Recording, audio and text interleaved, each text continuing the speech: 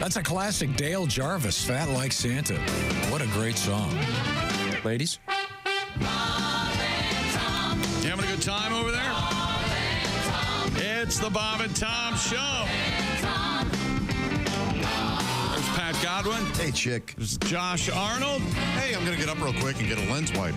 Got some schmutz. Okay. I got one right here. You don't need schmutz. There's Ace Cosby. Hey. I'm Chick McGee at the Dude Wipe Sports Desk. And ladies and gentlemen, it's Christy Lee at the News Desk. Is that the Silac Insurance News Desk with Christy Lee? Silac. Yeah. It's a good color on you. Go, Christy. Good color on you, Nice Christy. raspberry. Kind of more of a purplish plum raspberry-ish. Looks like a washed out No, it's great. dish rag. Looks really nice. Good to you. I'm saying that because coming up in the news, we have the color of the year. Have you seen it? Yeah, it's embarrassing. It's embarrassing. Oh, my. Is it coral? No. Burnt sienna? No, don't know. No. I The do ad makes it look, it literally. I like burnt sienna. Good one. I'd love to meet the committee. Is it the Crayola people? No. No, this is Okay. Pantone or whatever Yeah. the name of the. Pantone? Because One can only imagine. A lot of people don't know, but I'm looking at a lot of paint colors right now, and that came up the other day, and I was wondering how long it would take you to jump on this story. The color of the year. Color of the year, yes. I think the color of the year in 2022 is going to be featured in my home, but All I want to say about the color of the year is if you're in real estate, remember the color of the year when it was that green appliance color? oh, avocado. And now Harvest gold and avocado green. those are now being replaced That's kind of nationwide by. That's a big viral thing online now. People finding these 70s homes that have been untouched, and they go through them, and Chick's right, they really yeah. are. You mean they want them? Yeah. Desirable? Yeah, they're going to try to maintain how they look. Yeah. Oh, I just talked to a cop green. friend of mine who's getting rid of all the green and the gold. all the green And the weird appliances. Still had them? the weird paneling in the bulkhead and all that stuff. He, it was one of those situations in which he inherited the home from his gotcha. parents Yeah. when they passed, and he said, yes, it's got that 76 look. Yeah, the trailer had the Harvest Gold kitchen. I remember it well. We had the green oven, yeah. Yeah, I'm trying And to the remember. Corel plates that had the Harvest Gold flowers around the edge that matched the But kitchen. we have the color of the year. Corningware. Kind of don't you think it's kind of presumptuous, Josh, for some company to go, this is the color of the year? I'm already mad at the dictionaries for the words of the year. Well, they do it every year, so I don't know. It gets the people talking about them. What would your thought be for the? I know they didn't check with you, and that's half your problem with one of these I think it would stories. be nice if the word of the year was a word I'd heard, But and it wasn't a word, it was two. what about the color? Do you have any input on the color? Do you have a favorite color? You think a hot color out there? Isn't it neon or something? This year? Yeah. No. That's the thing. I don't know enough about Yeah. interior design to know why or how or what the color of the year is. I know a color Tom hates. What color is that? He hates orange. If we use orange for any kind of album cover, and anywhere on the cover, I hate orange. Really? Oh, no kidding. Yeah, he does not like orange. hate orange. Like oranges. He hates orange. Sure. He hates browns. He doesn't like Oh, browns. browns. Oh, he kind of hates all colors. Any bright color. Yeah, that's Look true. at this. I got a nice He's a winter colored shirt He on. is a winter. No, this is a perfect example. That to Tom is a colorful shirt. That's an indigo shirt. It's blue. And it's Kinda don't gray blue. forget, when you buy a new piece of clothing, bleach it beyond recognition and wash it on super hot water. Yeah. Faded denim is my favorite color. Okay. Well, welcome to the show. We'll get to the color of the year coming up. And we have a lot of other exciting things in the news this morning. Some weird news. Exciting. Well, have you seen the dog story? The dog that's I have not. Oh, you're gonna love it. It's got one of your favorite breeds of dog in it, golden retriever. Is it talking?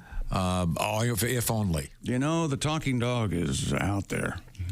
You think somebody has one? I think somebody has one. and they're hiding it from us? They're doing the right thing by hiding it. The government has a talking dog. They have a car that runs on water. They have all these inventions. They have levitation that they're not showing us. Yeah. You know, the camouflage thing I told you guys about 20 years ago, that came true. Oh, the invisible cloak You can thing? be invisible. Yeah. That happened. If Jordan Peele is right, they have clones of all of us, just Clones. living slightly underground. Clones. Yeah.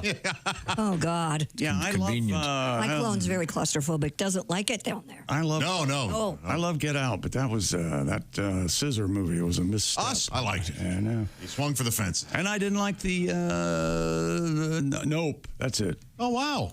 Oh, you know what I wanted to? I wanted the Nope movie I wanted to see was the one about the monkey on the TV show. That's the plot I wanted them to follow. I have no idea what you're talking about. That's right. I know it doesn't exist. Go ahead, Tom. No, what are you talking about? What about Freddie and the Dreamers? What's going on with them today? I don't know. That's not a valid criticism of my asking a question. What the hell are you talking about? We're talking Jordan Oh, a couple Peele. of the Jordan Peele movies. Would it help if we told you what we're Wildly talking popular. about? That might help the audience if they have some idea what you're Do talking you about. realize most of them know what we're talking about? 90% of them have no idea what you're talking I don't know about that. I don't think it's nice. Whereas about. Some monkey. Freddie and the Dreamers is top of mind. British Invasion, classic rock.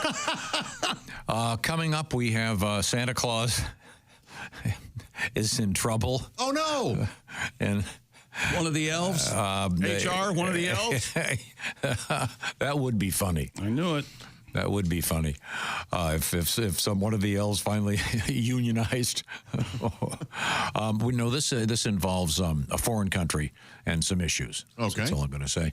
And we do have the slang term of the year, which is not slang, which I don't understand either. How odd. Because the Oxford word of the year seems to me to be slang. Brain rot. Yeah. And this is a word of the year from somebody, but they claim to be slang, but it isn't slang? I would say. Well, wait a minute. Tom's saying it's not slang. Okay. Well, of the top 10 words, I would say 4 of them are not slang. Okay. Of the top slang. They must be, yeah, we'll find out. Okay. Would you agree, though, you might not be up on slang terms? Well, is the word demure slang? No. No, that's a word. That's the #1 slang term of the year. Who's using that? Maybe they're 'cause using it they're in using it in a kind different of way. It must be. a ironic way. Yeah. That must be so I've heard that a lot. demure. Yeah, in a goofy way. Like they're using it a lot in TikTok videos. Oh, okay. Yeah, that's gotcha. exactly right. You're exactly right, buddy. How demure? Are you on TikTok? But I mean, aren't they using it sarcastically? That Yeah, doesn't make they're it having fun slang. with- They're having fun with it. I don't know where it came from, but All right. It Gotcha. came from That's someone. huge. I can't tell if this person's a cross-dresser or not. It came Jules from. LeBron? Talk about that for a The little. world is a scary place. Yeah, boy, oh boy. Yeah, it comes. are It different. comes from some either large woman or is that a she? I think it's a valid question. I'm not going to speculate, but I think she may be a Is that drag queen. Woman or a man? No, if she is great, good for her. I couldn't tell. I watched the video and was sort of Go on. kind of in that zone of what was it? No, she's Is that she's just a woman. Okay, Yeah. she's a big gal. Yeah, she's a big gal. And as She we has all know, 2.2 million followers on TikTok, so she's there's doing nothing, all right. There's nothing Oh, worse she has followers on TikTok. Then God's blessed her. than a fat amazing. human being, and we all know that. Okay, good for her. That's all coming up. But right now, I'm going to give you some holiday tips. What is the best gift that maybe you've got 2 brothers that live out of town? What do you want to get them? How about boxes of Omaha Steaks? Josh, tell me more. Maybe you've got 3 brothers live out of town. I've got 3 out of town from where I am, and Tom has 2. I have 2. And Pat has 2, and my gosh, I bet a bunch of you out there have people not within your zip code that you'd like to give a wonderful gift to. Well, here's the deal. Omaha Steaks is that wonderful gift, but you want to get on this because for a limited time, everything is half off. That's right, site-wide, 50% off at omahasteaks.com. Plus, you can score an extra $30 off with this promo code, BTS. That's right. 5 generations of experience, so they know what they're doing. They consistently deliver just wonderful food. And the gifting experts at Omaha Steaks have made it easy to deliver that perfect gift with thoughtfully curated packages featuring gourmet favorites. Shall I count the ways? Why not? Legendary steaks. Bing. Mouth-watering desserts. Bing. Delicious sides. Bing. I know all of these are... I would say absolutely. You're checking all the boxes, buddy. Broccoli.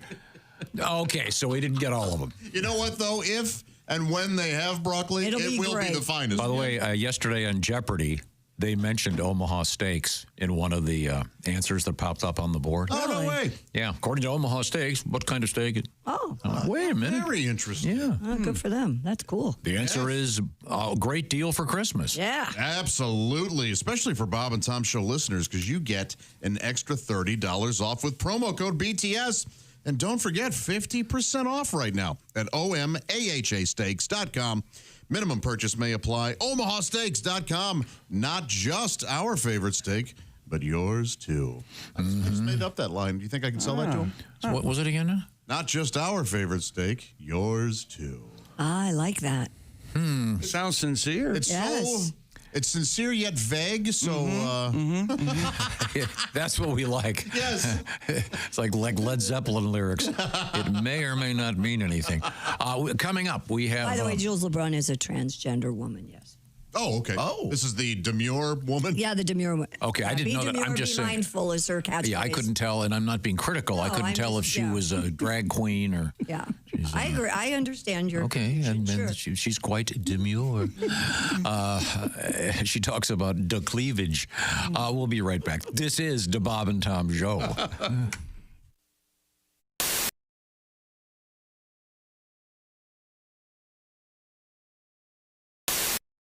I want to thank you, old Saint Nick, for the stuff that you leave on the eve of Christmas Day. Worldwide overnight delivery's quite a trick, and it ain't no wonder that you ain't got time to shave. I know that you've been making me a toy up in the Arctic, and I hope this message reaches you before you've time to start it. Some folks like their Christmases all blue or even white, but for me the color green is exactly right. Santa, don't you bother with the chimney no more. Slip my present into an envelope and slide it under the door, cause nothing says Merry Christmas like cash, cash, cash. Yeah. Don't need two front teeth or mistletoe kisses. Jackson Franklin grants my wishes. All I want for Christmas is cash, cash, cash. Oh, the size is perfect and the style's just right. You know that it's the color I dig. And never, ever, ever would you hear me say, does this money in my pocket make my butt look big? Show me what the holiday spirit's about with a nice wire transfer into my offshore account. Cause nothing says Merry Christmas like cash, cash, cash. Santa, don't you be no Ebenezer. Pay off the balance on this here Visa, cause nothing says Merry Christmas like cash, cash, cash. Oh, the size is perfect and the style's just right. You know that it's color I dig. And never, ever, ever would you hear me say, does this money in my wallet make my butt look big? Oh, Santa, don't you bother with the chimney no more. Slip my present into an envelope and slide it under the door, cause nothing says Merry Christmas like cash, cash. Nothing says Merry Christmas like cold hard. Nothing says Merry Christmas like cash, cash, cash.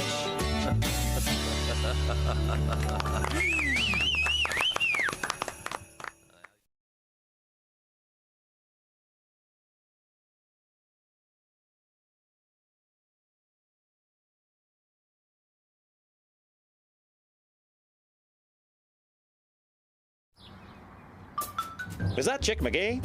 Why, it sure is. Chick McGee, who knows that an annuity from the folks at Silac Insurance Company means a retirement check in his mailbox every month. Chick works on perfecting his mailbox opening technique. Easy, Mr. McGee. Don't blow that elbow out. Chick isn't quite retired yet. He's just practicing for it. Because one day, Mailbox McGee will be taking his retirement the easy way. SILACINS.com. Silac Insurance Company. Oh, wait a second. I'll get that. Hello, Bob and Tom Show. Bob and Tom, it's Kenny Tomac. Getty. Hey, Shooter, I'd love to say we just landed, but I'm still driving. Oh. I know. I know. Like I said yesterday, with all these spring breakers clogging up the airlines, I rented a car. Oh, wow. Making the most of my wizard number, but it's fair to say I've had my fill of Zone 4 people. I know. I just crossed over into IL from IN, and for once I didn't have to do a touch-and-go at ORD first. Oh, nice. I'm at a truck stop, and like most road dogs, I had to re-up on my supply of sugar-free Celsius and veggie straws. And I'd be giving anything to be in the Sky Club about right now, but unfortunately, my rental car has a nail in the tire. Yeah, I got to find a place to get my tire fixed. Yeah. I'll take a bird strike any day over this, but this is really going to set me back. Mama Tom, hang on a sec. Let me ask this trucker if he knows a place to get my flat fixed around here. Okay. Excuse me, sir. I found myself in a predicament. My right front is low. Picked up a nail. Would you happen to know a reputable tire place around these parts? Oh, you've definitely got yourself a flat there. That's going to turn into a roll down occasion. I only won't attend to it. That's why I roll on Goodyear tires. I don't use those commie brands. I wouldn't put those on a moped, but if you can make it up to Pete's Tire Center, you're only 2 miles away. I think it sounds good. Yeah, I'll try to find Pete. What you want to do is take a left out of here. You're going to go maybe a mile and a half on the south side of the road. You're going to see a sign for Joe Gin Spa. Now, if you can't make it all the way to Pete's, be sure to stop in there. Hey, Todd, I've got to take this. I got to call on my burner. They may not fix your flat at Joe Gin's, but you're going to feel like they did. Here, I've got a gift card that's got $40 left on it. I haven't been in almost a year on account of my cholesterol being what it is. When you get there, ask for Lou. Tell her you'll pass on the table sign, but you still want her to take a look at your undercarriage. Hey, gang, looks like this might take a while. Let's circle back and reload for tomorrow. We just landed. Okay, thanks. Easy, I'm right here. My God.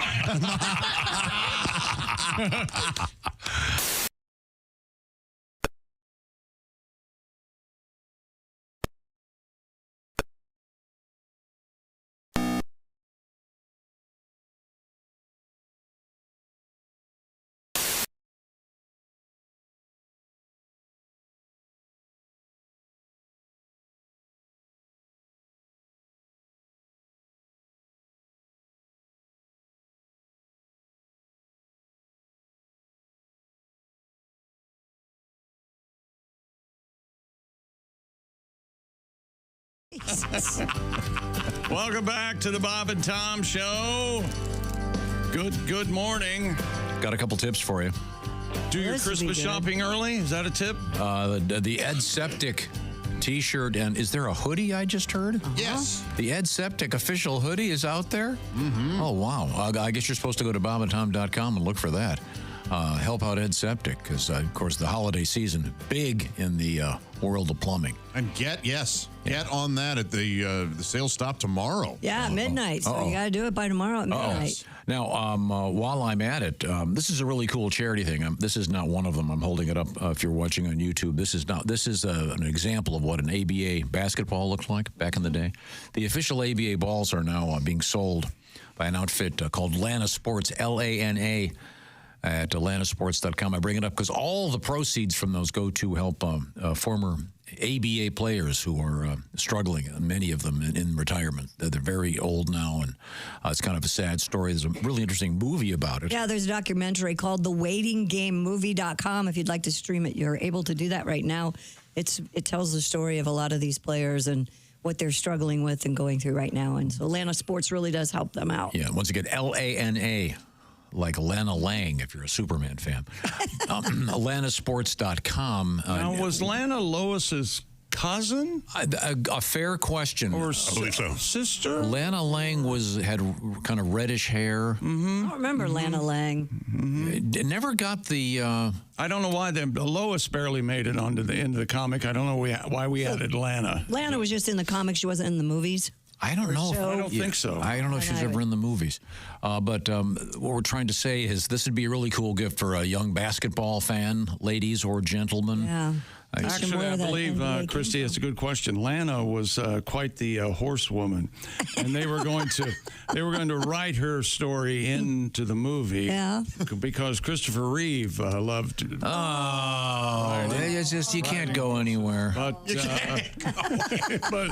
no, okay. Now here we go. Her plot all fell apart. Lana Lang did appear in the television version Smallville. Yeah. Oh. She was also in Superman and Lois on the CW currently. Oh, wow. But it doesn't have red hair like she did in the comic book. She was the mayor of Smallville. I'm president of Bad TV. I'm Ace Cosby. This should be a feature. Yeah, absolutely. Bad TV with Ace Cosby. Yeah, He knows them all, man. Maybe for Christmas we should get you cable and Wi-Fi. You don't have internet at your house, do you? No. How do you live? How do you watch TV? Sounds like he does just I'm a fine. satellite. Yeah. In what way? He's watching all the shows he wants to watch. Yeah, absolutely. If he ever over-the-air TV, if that ever stops, he's done. I don't know what he's going to do. I'm with Well, you. he has a dish, I'm a so- cable holdout. I've still got mine. Well, I have to watch the CW on an antenna Okay, yeah. because our carriers don't carry them anymore. That's right. Did you go up on the roof and put your antenna up? That's the best way to do it. No, it's on the TV. No kidding. Wow. Old school. You got the rabbit ears, do you? Do you have to get the tinfoil out? Wait. It's a metal bar, a copper bar. Okay, very good. Copper bar. I have no idea where we are. You need to go to Ace's house, Tom, and What's it do like? a full report. Well, He's got a very nice home. Ace doesn't want any of us in his home. I get the feeling that if I went to Ace's house, I'd never leave. And I'd never be heard from again. Some sort of H.H. Holmes trap door. No, go right in here, and I'd be lost. What if you walk in, there's a hot tub and it's beautiful? Oh, 6 women waiting. Ace, you're home. Hey. Girls, he's home. have you stored up enough since the 3 a.m. yank? We read that book by your bed. Oh, yeah, the romance novel. A couple quick things here. Oh, I know. I want to congratulate Ken. I can. Now, this gets a little confusing, and Ken, I'm going to apologize in advance. Because Tom's going to make it even more confusing. I believe it's pronounced Djikavich, but it's spelled Dzikiewicz. Ken Djikavich. He lives in Alpine, New York, and he's our winner for week 14 of the Bob and Tom Pigskin Picks competition. Wins himself that wonderful gift certificate for $500 from Steven Singer Jewelers. Ken's come to kill me. Oh, God. Ken had a perfect week, along with 4 others. But Ken beat all 3 tiebreakers, so he's our winner. We'll talk to him ideally tomorrow. And it says here Ken is proud of his Polish heritage. So I hope we don't catch him on his bowling night. Now, when he filled out, Half off. I picture him standing in front of the mirror. I sure am proud of my Polish heritage as he looks at his kilt. when he filled out his entry form, did they move the entry form or did he move the pen? I don't know. Well, It's got to be tough if you're of Polish heritage. You really do have to change a light bulb. You just kind of go, I'm going to hire out. This is I can't take the The world jokes. has ruined this for me. Hey, Ken, congratulations. We appreciate you. Ken Djikavich. I think I got it right. We'll look forward to talking to Ken tomorrow. You can enter, by the way, for week 15. Let's see. The games start, what is today? The games start tomorrow night. So you've got all day today and tomorrow to pick the winners, please. We'd love to see you win that gift certificate from Steven Singer Jewelers at IHateStevenSinger.com. Now, time for a quick review. What have you got over there? what do you mean? Let you do Quick the review. Music. Time now for things we learned yesterday. Tom? Thank you very much. Yeah, we should just all come in at 7. I don't know why not. Just give me the thing over here. I can do it. So I get the crap look when I talk. It's great. I love it. It's a good place to work. I recommend it to any young kid. Yeah. we talked about holiday wish lists these days that are arriving via email with links. Yeah. The handwritten wish list for kids is apparently becoming a thing of the past. Let's see. We reviewed showering at home and the history of showers. I had a number of showers the other day. Did you? It was an issue. Oh, yeah. Sometimes you just want to really get scrubbed down. Josh Arnold has a million stories. We heard several of them yesterday. And we discussed his friend that has an armpit fetish. Oh, yeah. Yeah. That's really unusual. And your friend talked to you about it. Mm-hmm. You think Yeah. that's even Yeah, more that's how he unusual, found don't out. you? If you had a fetish, you would never tell anyone. Is that what you're saying? No, I think people by and large are more open than you are Yeah, comfortable with it. I don't think I have anything that would. Especially, it was like there were 5 of us, great friends, just hanging out and talking. And yeah, he mentioned that. I think it's great Plus, that he's an honest man, and he. Yeah, and he's a comedian that you guys have honestly never met, and so he's open and honest about stuff. So. Cool. Okay, we had an odd story from Buckingham Palace. King Charles revealed in a recent interview, quote, "My mama used to come up at bath time wearing the crown." I think that's a cute story. Yeah, I think it's a wonderful story. She was mostly doing it for practice, though, they said. Yeah, because it weighed so much. The big one, the one that they used yeah, to apparently very awkward to wear. So 5 pounds of train her neck muscle. Yeah. Shouldn't she been doing neck bridges like you do? We did in football. Isometrics. Right. Isometrics, right? What are neck bridges? Rest your body on your neck. Yeah. You lift up your body with your neck. Side from the other guy helps. Yeah. She would up your neck muscles. bathe the future king. Yeah. When he was in his mid-50s. I didn't realize that. Maybe the date's wrong. You're the one who was bathed by a woman. Yeah, don't sit there and act like, did Paula wear a crown? It's never bathed. Right. That's right. Everybody knows it. Oh, Tommy.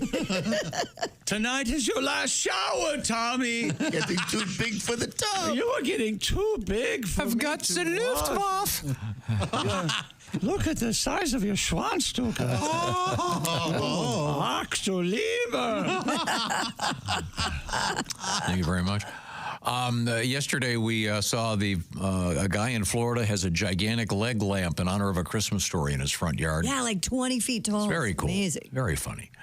And I have one of my neighbors has like 25-foot snowman, reindeer, and Santa in his front yard.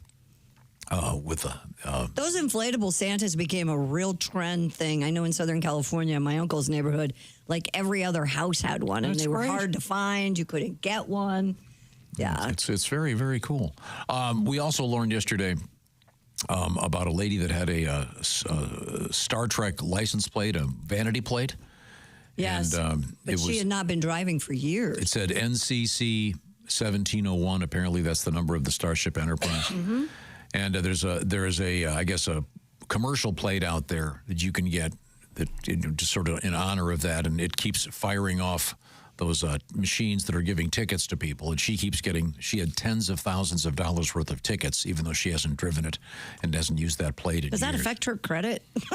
Yeah, that's an interesting question. Because I would really be concerned about that. Yeah, we also talked about the most dangerous Christmas song.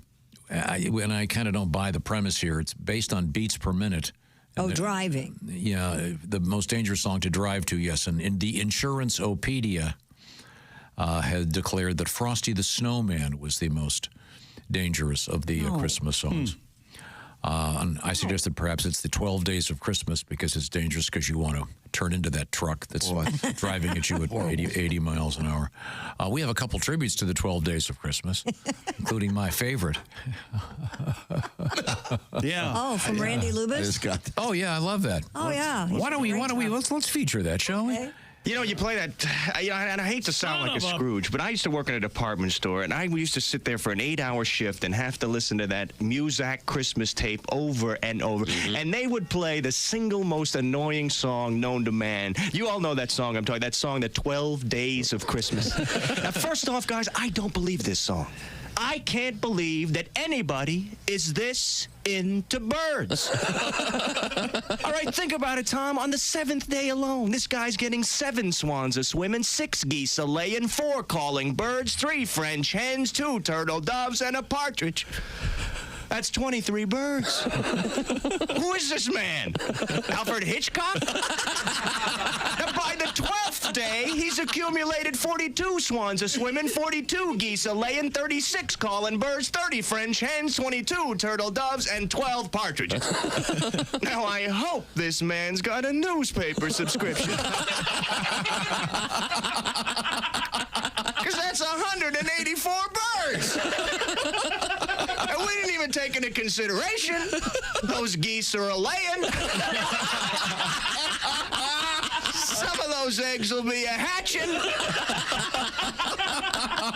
Hey, and if that's not bad enough, come the 8th day, they start sending in show business people. Yeah, ladies dancing, drummers drumming, pipers piping, lords a-leaping. show business, they're used to working around the holidays. But what about those poor maids of milking? They ought to be home with their family on Christmas, not yanking on a cow. I can just see him sitting there on their stool. He brings in one more stinking bird. And I'll be damned if I'm picking those pears. Randy Lubis and the classic 12 Days of Christmas. Thank you very much, Randy. And lastly, on yesterday's show, we learned about some good news for coffee drinkers. It's important to get this out at this hour. I'm sure there are people sipping on coffee right now. Yes. New research suggests that drinking coffee every day could add a couple of extra years to your life, which I think is very exciting. In moderation. Yeah. Now, admittedly, the source on this, I'm not sure it's completely unbiased. I'm not sure if it's completely unbiased. Who's it from? You should drink more coffee? Well, they just did some research. I believe it's the Institute for Scientific Information on Coffee. I'm not kidding. That's what it's called. ISIC, I-S-I-C. I get their monthly magazine. But just good news for coffee drinkers. And apparently having a couple cups of coffee every day is really good for you, as long as you don't use it to wash down a dozen donuts every day, I'm guessing. Now, let's push on with some sports headlines. What's going on over there? We're going to come back with another big contract signed in Major League Baseball. Joe Burrow had his house broken into during Monday Night Football. Saquon Barkley might set a record in the NFL coming up this season, and a world record coming at you. Coming up with 4 wheels. There we go. How about that? Huh? Sports of the Bob and Tom Show brought to you with no enthusiasm by Simply Safe. The do-it-yourself home security system. That's right. And Simply Safe extending their massive Black Friday deal for Bob and Tom listeners. Get 50% off a new Simply Safe security system. It's the home security I've trusted for almost 10 years now. My home is protected 24 hours a day, 7 days a week. Get 50% off today just by visiting simplysafetom.com. This is your last chance to protect your home at Simply Safe's lowest prices of the year. You know, Simply Safe, a new way to protect your home that stops intruders before they break in. Those old school systems only take action once somebody is already in your home, and that, of course, is too late. Simply Safe has Active Guard outdoor protection, changes the game by preventing crime like break-ins, package thefts, vandalism before it even happens. Simply Safe extending their massive Black Friday deal for Bob and Tom listeners. This week only get 50% off any new system with a select professional monitoring plan. This is your last chance to claim their best offer of the year. Head to simplysafetom.com. That's simplysafetom.com. And remember, there's no safe like Simply Safe. Coming up, we have a special request going out to Galveston. Remember that great song? No. Galveston, oh, Galveston. Yes. That's up next. This is the Bob and Tom Show.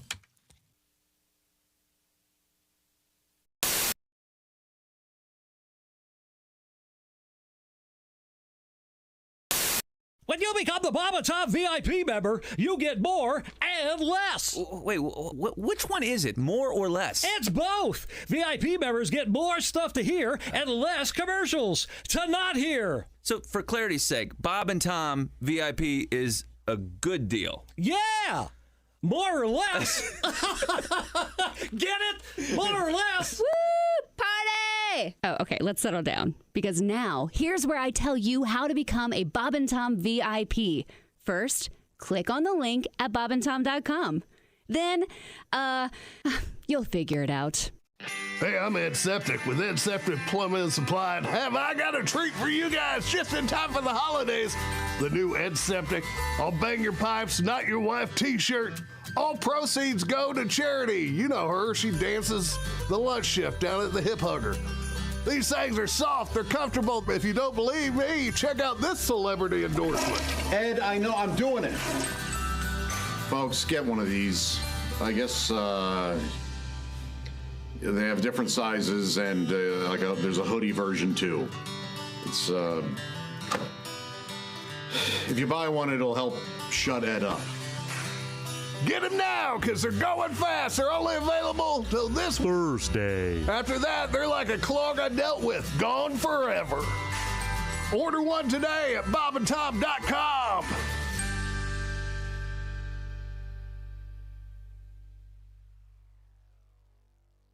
There goes your Christmas present. I was antiquing over the weekend, and there was this giant picture of Buster Brown hanging. It was a wall art, I guess. It was hanging. It was just Buster Brown, the way he used to wink. When you say you were antiquing. Yeah. Looking around for antiques. This is not online. This is at stores, walking around looking at other people's old stuff. Yeah. Oh, it gives me the creeps. Why? Why is that? It gives Donnie Baker the creeps, too. Hello, Bob and Tom Show. Hey, Bob and Tom, it's Donnie Baker. Oh, hey, Donnie, how are you? Good. Chick, my mom Phyllis used to make me wear Buster Brown shoes when I was a kid. Oh, no. Wow. I swear to God. Hell, I probably still got a few pairs up in the attic. Re-gift them to Woofy. Brings back memories. I ever tell you guys about my Christmas Eve last year? No. I got a last-minute part-time job at the mall. Because some dude got sick, so they needed a pinch hitter for Santa in their Christmas Eve extravaganza. Oh, cool. So, spoiler alert, I got all dressed up in a Santa Claus suit. Did you? Wow. And it was actually fun finding out what all the kids wanted for Christmas. I'll bet. And not a one wanted Buster Brown shoes. Yeah, no. But anyways, I got done pretty late at the mall, so I just left my Santa suit on, and I ended up checking out some adult entertainment spots on my way home. Yeah. Oh, really? Oh, it turned out to be a magical Christmas Eve. I even wrote a poem about it. You guys want to hear it? Sure. It was the night before Christmas. I hit all the strip clubs with guys getting lap dances, sporting half chubs. Dancers' garters were stuffed with singles and fives from dudes who didn't want to be home with their wives. Crystal and Roxy report to stage 2. White Stinks keyed up. Time to do what you do. I dressed up like Santa with the suit and the beard, hoping the stripper might see me and want to get weird. When out on stage 3, there arose such a clatter, I craned my neck to see what was the matter. Then what to my wondering eyes did appear? The biggest set of jugs I'd seen all last year. She was fire-ass hot. Them D-cups were fine. I knew in an instant she must be mine. Forget Crystal and Roxy. I'm off to stage 3. Santa had never seen hammers quite like these. She danced over to me. Her butt started to twerk, which made her pasties fell off. So I went to work. I said, I'm Santa. Come sit here on my knee. I got presents for you. Have you something for me? She said, you're too skinny to be Santa Claus, honey, but I'll play along. You have any money? We were off to the back room in a flash. I whipped out my wallet and showered her with cash. Take my 10s, my 20s, whatever the price. And last Christmas Eve, well, Santa came twice. Enjoy the antiquing, chick. Very Bye, good. Donnie. Very nice. Touching. Yeah. Yeah, isn't that nice? A Christmas poem. Yeah. I didn't know Donnie. It turns and sways. Okay. Well, thanks for the call. Have a great day today. We're going to move And I've got forward. one more thing. May I say one more thing? I've been waiting 20-some years for this. Is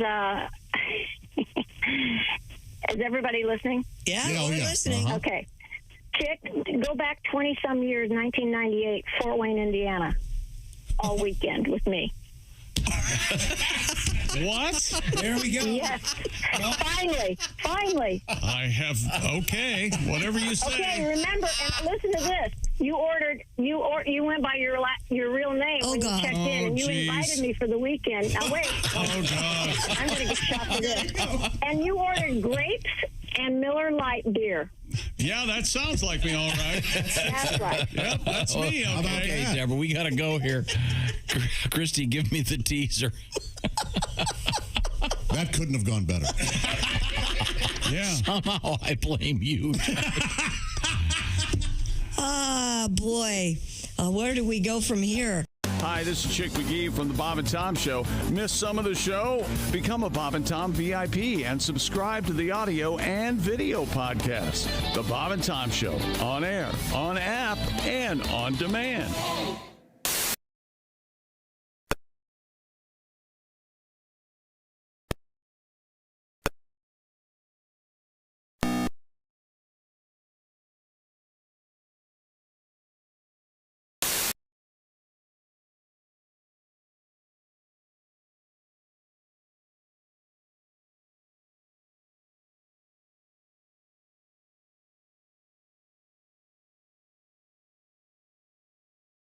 Completed his most recent comedy special, which should be coming out real soon. So now he has nothing to talk about. So we're done. We'll have some great entertainment for New Year's Eve. Details on the way. Hi, welcome back to the Bob and Tom Show. Good morning, Tom. How are you? I am fine. Thank you very much. Over there in Tom Corner. Well, we got a very unusual request. Is that right? Very excited about this. And I'd forgotten about this because I'd forgotten that there was a Christmas connection. Okay. Pat, you're going to need your guitar. Someday we'll find it, the Christmas connection. Someday we'll find it. Is that a Hallmark movie, The Christmas Connection? You know what? It has to be. It's got to be, right? If they haven't. Rainbow Connection, right? Yeah. That was, yeah. Now, got this letter requesting an obscure song from Pat. Let me see who this is. This is from Tyler. He was kind enough to write. He said this is a Pat Godwin Christmas request. And I'll have to read a little news story before it makes sense. All right. The Ohio attorney who was disciplined for pooping in a Pringles can has had his law license reinstated. Perfect. In November of 2021, surveillance cameras recorded criminal defense attorney Jake Blakesley, good man, allegedly dropping a poop-filled Pringles can into the parking lot of a crime victim advocacy center. They deserved it. In the disciplinary process, Mr. Blakesley claimed he had pulled the prank at least 10 times that year. Yeah, he loved it. It was his thing. And he apparently served a 6-month sanction imposed by, of all things, the Ohio Supreme Court. That had to be a rather fun day at the Supreme Court. Usually they get pretty serious issues in there. Not some guy pooping into a Pringles can, which is, I assume, fairly tricky. And that would be tough. I mean, if you were to, I would think like maybe a bag of Ruffles would be a lot easier, you think? A lot easier. Yeah. I mean, you got to... I disagree. I think it's the easiest thing to crap in. I think there's almost art to it. Yeah, there's like, to me, there's no-brainer. Yeah. Oh, you missed the opening. You're not going to. That's the thing. It's such a perfect opening for it. Large. I don't know. In any event. Requires skill. It's got it all. I believe his attorney apparently or allegedly got in front of the Supreme Court and said, those clowns. If you don't defecate, you must reinstate. And he's gotten his license back. But Pat, you have a tribute to pooping in a Pringles can? I do indeed, yeah. He ate the Pringles. They're almost gone now. The lid is off. He's in the John now. Oh, this lawyer is nuts. Flashing his butt. Pooping in an empty Pringles can. He crapped in the can. Chips on top. He threw it out. Grab him up. Oh, he's out on bail. Should spend a night in jail for pooping in an empty Pringles can. In the prison, he can build a defense. He will say that he's just farting brown. The judge says, are you crazy? He says, no, man. I poop in Pringles cans all over town. License suspended. That dude is scary. Now he's got Pringle berries. Oh, next time you let loose, dropping a deuce. Don't poop in an empty Pringles can. Everybody now. No, don't poop in an empty Pringles can. That was a group effort. Thank you very much. Just delightful. Thanks for that great request, Tyler. We certainly appreciate that. I'd forgotten about that story. Wow. Well, I think How could you forget about it? The Pringles can with the doogie Yeah, it's is right behind you. Yeah, I know. I Sitting did. right But over I know. there. Well, what I forgot was that there was a Christmas connection. Oh, yes. Yeah, a loose Christmas connection, nonetheless. And then we had learned that apparently the trick to it was, I guess this is a somewhat well-known gag. No, this is one guy wrote in and said this, but it really caught your imagination, and I get why. And you pumped it up to being now it's a well-known gag. This guy said that, and we know you, and across the nation. No. Once it gets to this level with you and a well-known gag, it is a well-known gag. It's a fact. Yeah, right. The gag is you poop in the can, and then you put the chips back on top. Can you imagine? And then you seal it so that someone go, hey, there's some Pringles in there. No, you don't. You put the lid. That would be a bad day. That would be a bad. So how many chips do you think you'd eat before you get? Only one would be a disaster. Oh yeah. You think as soon as because if you pop that thing, the odor's going to hit you. What do you think? Oh, hey, what if you have a cold though? This seems like an odd flavor. What flavor's this? Yeah, what the So hell? maybe this attorney just has a great sense of humor. He finds it. I'm sorry. Well, having done that, a couple more requests on the way. Thank you very much. If you want to reach us, it's Bob and Tom. And we are taking BobandTom.com. Christmas requests. Right? Yes, of course. It's okay. No. It is that time of year. Yeah. And we have more defecation news coming. Okay. Oh, yeah. Well, there's something to look forward to. But first we have some sporting news from Chick McGee at the Dude Wipe Sports Desk. Bengals quarterback Joe Burrow's home broken into during Monday Night Football. You mean the guy who just pissed away $3 million on a Batmobile? Somebody went, hey, I bet he has things in his house we might like. I hope they didn't hurt the Batmobile. I can see where you would think this is humorous, but in the latest home invasion of a pro athlete in the United States, this is something that's starting to catch on all around the world. Yeah. Interpol's involved now. Oh, no. Really? U.S. authorities said Tuesday no one was injured in the break-in, but the home was ransacked. Deputies immediately they didn't know what items were stolen. Both the NFL and NBA issued alerts to players following prior break-ins, urging them to take precautions. The homes of Chiefs star Patrick Mahomes and Travis Kelce broken into in October. In the NBA, Milwaukee Bucks forward Bobby Portis and Timberwolves guard Mike Conley Jr. had their homes broken into. Conley was at a Minnesota Vikings game when his home was broken into. I can't believe this hasn't. It is awful. I can't believe it hasn't happened earlier, though. Right? Yeah. Because these guys are all rich and they have the most public schedule. Exactly. No kidding. I think a lot of them you're going to just see, they'll have security at the houses. Sure. But it was kind of weird. In this case, apparently there was someone in the home. That's scary. Really? An Yeah. incident report states that a 22-year-old woman who said she is employed by Mr. Burrow told deputies that she arrived at the residence to find a shattered bedroom window and the room ransacked. According to reports, Olivia Ponton, a Sports Illustrated swimsuit model, of course, it's Joe Burrow's house. And she's employed by him? I'd have 2 or 3 swimsuit models if I was Joe Burrow. Yes. She's the one She's the house cleaner? reported the burglary, but we have even something better. It's evidently she called her mom. That's Olivia right there. Yeah. She called her mom to tell her what was going on. So her mom called the police and said, my daughter's in that house right now. She doesn't know what. Should she hide in the closet? What should she do? Oh, my gosh. And then she gets I'd on be the terrified. phone. Yeah. Wow. Yeah, that would be scary. Yeah. Yikes.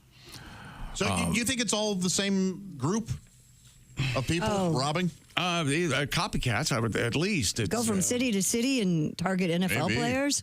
I do. And why is Interpol involved? Because they think it might be internet? No, soccer stars around the world have also had their... Oh, wow. Yeah. Okay. Wow. Yeah, they make money, too. They got nice houses. Yeah. That's right. Okay. What do you think of that? I think it's sad news. Let's see. Max Fried, somebody grab on to Christie. The New York Yankees have agreed to a $218 million 8-year contract. That's nothing compared to the one the other day. The largest deal for a left-handed pitcher in baseball history. Max, don't listen to her. You did fine. Yeah, Max, you did okay. Juan Soto left, of course, $765 million for that 15-year contract. You remember that. The Eagles. Bag. Yeah, he did. What was that, Tom? Got the bag. That's exactly right. Eagles running back Saquon Barkley is closing in on the National Football League season rushing record. Do you remember what it is? A lot. Barkley said the Eagles franchise record when he rushed for 124 yards and pushed his season total to 1623, setting the Eagles record. But the season record was set by Eric Dickerson. That's right. And he set it at 2,105 yards. Okay, very good. Set back in 1984 when he played for the Los Angeles Rams. Coming up, another request.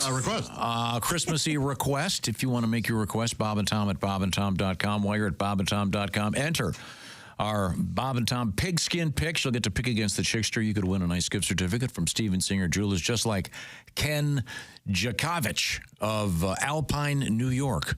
Coming right back. This is the Bob and Tom Show.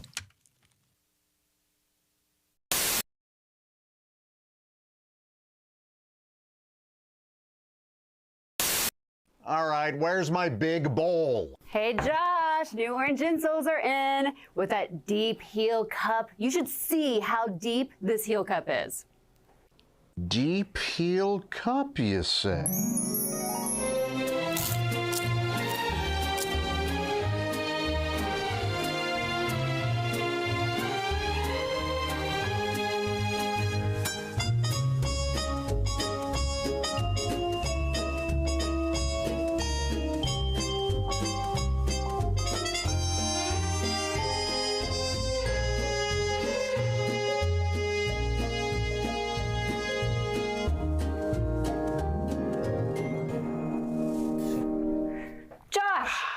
What are you doing? Deep heel cup. They're for your shoes. My shoes, you say? Orange insoles come with a deep heel cup and arch support to provide everything you need to keep up with your everyday activities. Orange insoles are great if you work on your feet all day, simply taking on the world. Orange insoles will help you feel better and do more, guaranteed. Get your orange insoles today and step into a world of comfort. OrangeInsoles.com. A look at their car is perhaps the best way to introduce the uninitiated to WFBQ Radio's morning team, Bob and Tom. The pink and camouflage junker features 3 hood ornaments, a bowling trophy, the hind quarter of a horse, and a jar of tartar sauce that will have to be explained elsewhere. 295 Night Ranger when you close your eyes. It's 8:42. You're with Bob and Tom on a 2 for Tuesday. Good morning. Howdy. Great. Holmes. Sherlock. Let's play word association. Okay. Howdy. Holmes. Sherlock. Holmes. John C. With Bob and Tom. Holmes. The human tripod. I see. Okay, I'm sorry, Bob. That's all right. From 6 a.m. and for the next 4 hours, Bob Kavoyan and Tom Griswold fill the airwaves with jokes and pranks that range from silly to hilarious and from bawdy to sick. Why is sex like air? Why is sex like air? I give up, Bob. Because it's no big thing unless you're not getting it. They deliver a National Lampoon sort of humor that leaves the audience laughing while wondering how Q95 can broadcast some of the things they say. Half the joke is in your mind. The joke isn't stated outright. Mm-hmm. The person has to put something into it to get something out of it. Yeah, they're fun and people like them. People enjoy them. They laugh at them. And there's an alternative. You can always change the channel. Mm-hmm. But people aren't. After 2 years on the air, Bob and Tom have taken Q95's morning show to the top of the volatile morning FM ratings. WFBQ is the 3rd radio station the zany team has worked for. After 6 years together, they've got the routine down pat. Bob runs the audio control board, plays straight man, and provides the program's famous laugh. Amateur phylactics. Amazing concept, I think, and I think it's going to Tom sits in a mound of no notes and papers to provide the program's often quoted jokes and many of its voices. Oh, hello, Mohandas. Hello, Bob. How are you? Oh, I am fine today. Hello, Tom. Hi, Mohandas. You look very good today. Thank you so much, Mohandas. Much of their banter is off the cuff with an occasionally rehearsed punchline off mic during a song. Only if it makes you late for the ceremony. She's controversial. She's provocative. She's the famous sex therapist, Dr. Ruth Weisboner. Good morning, Dr. Ruth. Good morning, Tom. Good morning, Bob. Good morning, Dr. Their regular spoof on Dr. Ruth Westheimer features some of their more risque humor. Is it wrong to have sex before you're married? Is it wrong to have sex before you're married? Well, no, as long as you're not late for the wedding. Bob and Tom's task of filling 20 hours of airtime every week is made easier by several regular characters phoned in by people around town. Nightclub owner Sonny is a favorite. Great approach. How are things going on at the track? I know you're running the mystery flesh tent this year. Everything is going just fine, Dow. I bred that baby up, throw it in some shortening, and serve it up. It's the mystery flesh tent, Dow. That's located, of course, in Turn 1. It's right there in Turn 1 where people seem to be the most hungry and the least discriminating. Other characters are voiced by regular visitors to the studio.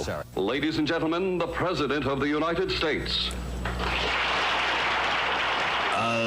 Tiger Don Bardo. Good morning, Bob. Good morning, Tom. Good morning, Your Highness. Q95 midday personality Jay Baker voices the spoof on Richard Nixon.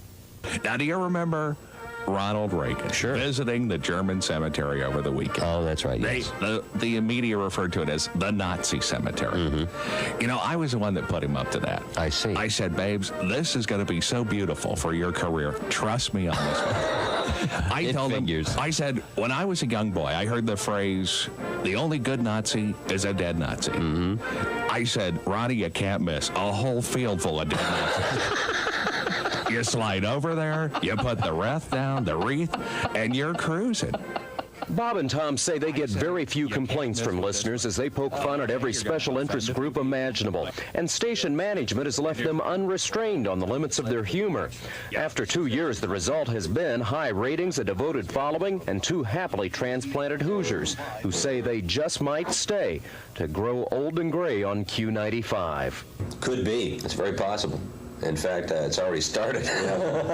Bob's getting gray. Yeah. Tom's getting old. Yeah. This is Greg Todd, Channel 6 News. Oh, I feel so much better now. You know, Bob. Yes. I don't want to say that most of the women that you go out with have questionable morals or anything, but last night.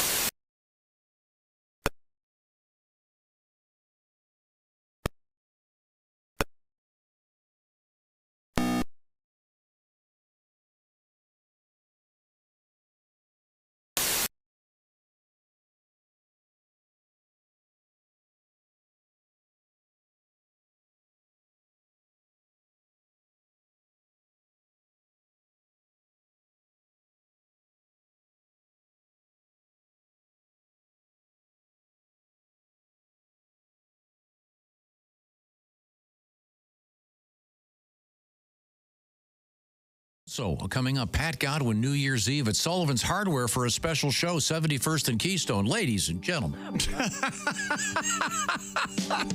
Welcome back to the Bob and Tom Show, ladies and gentlemen. Yes. Christy Lee at the Silac News Desk. Happy to be here. Fa la la la la, la la la la. Oh, very hip.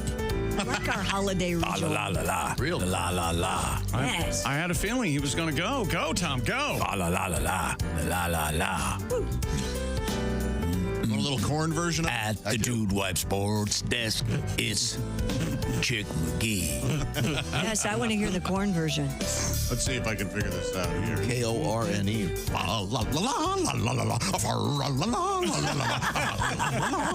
Oh, that's great. Oh, yeah. Jesus wept.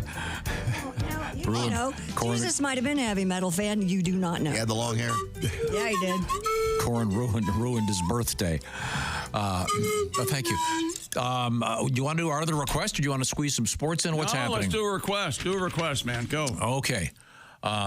This one is one of the classics, I think, featuring the Bob and Tom Band and Orchestra with the great arrangement by Steve Alli. It's a very short song, but it's about the true meaning of Christmas from Rodney Carrington.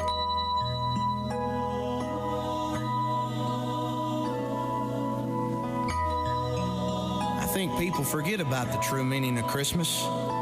Love, friendship, and spending time with the family. Mama would be inside fixing turkey and dressing, and me and my brothers used to play outside in the snow for hours, throwing snowballs, and I'll never forget my daddy coming outside and saying, "Hey! Who put the dick on the snowman and embarrassed the family? You could have used a ball bat, a cucumber, or a zucchini, but instead you used a thimble, something you could barely say. Who put the dick on the snowman and made him look like me? You boys been talking to your mama. I got your Christmas present right here, you little bastard. I'm gonna beat your ass." Thank you very much. Rodney Carrington, Michael Clark on the pedal steel on that one. Thank you very much, Michael. He's very good. He's very good.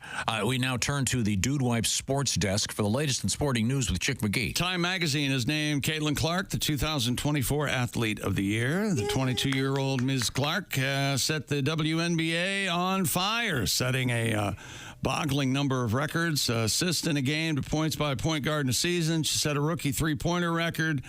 And on average, she's shooting better than Steph Curry at the end of all things told and added up. And along with sophomore Aaliyah Boston and veteran Kelsey Mitchell, Clark helped propel the Fever to their first playoff berth in 8 years.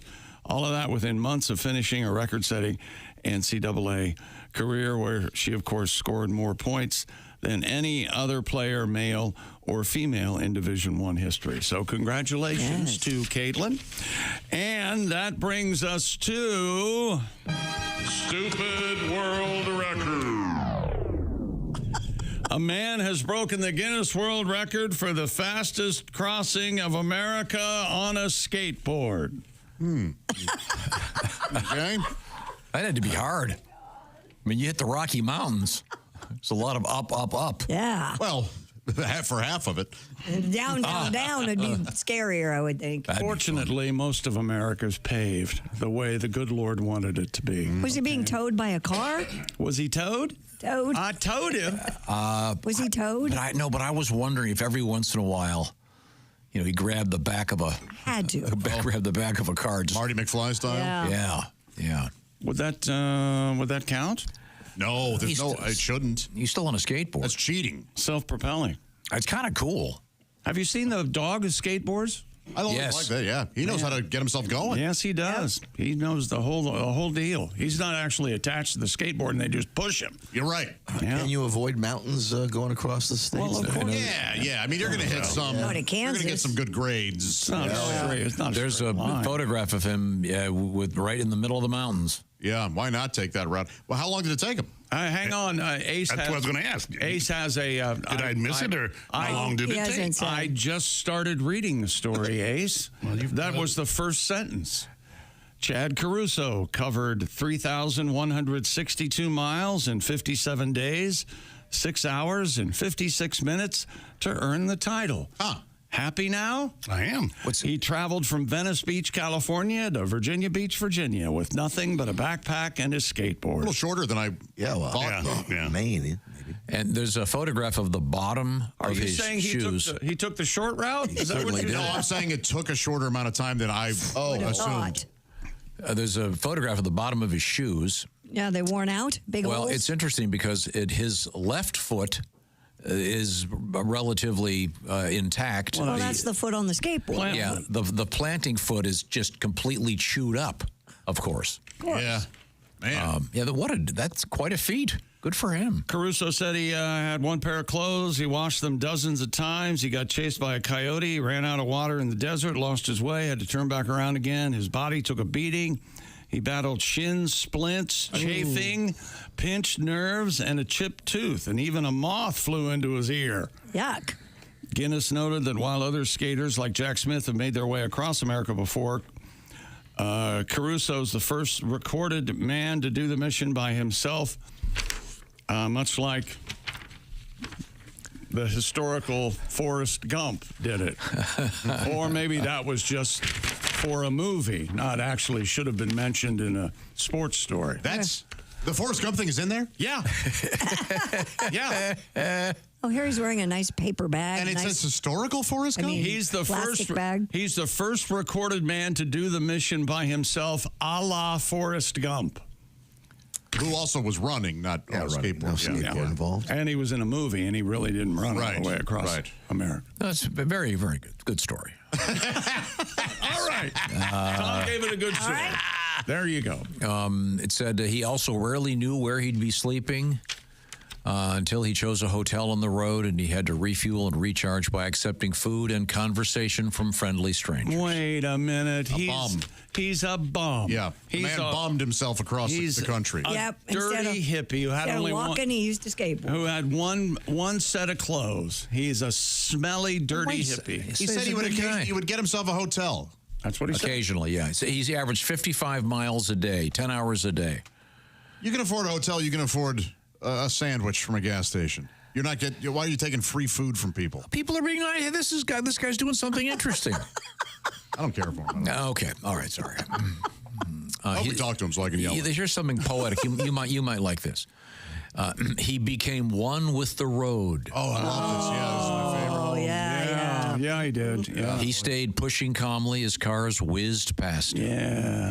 Yeah. Get out of the way! Honk, honk, honk, honk. You jerk! Oh, God. That would be very hard. Well, thank you very much. Does that complete our sports Yes, cast? it does. Complete. Okay, thank you very much. Box that up, send it to the Hall of Fame. Finn, do you mind?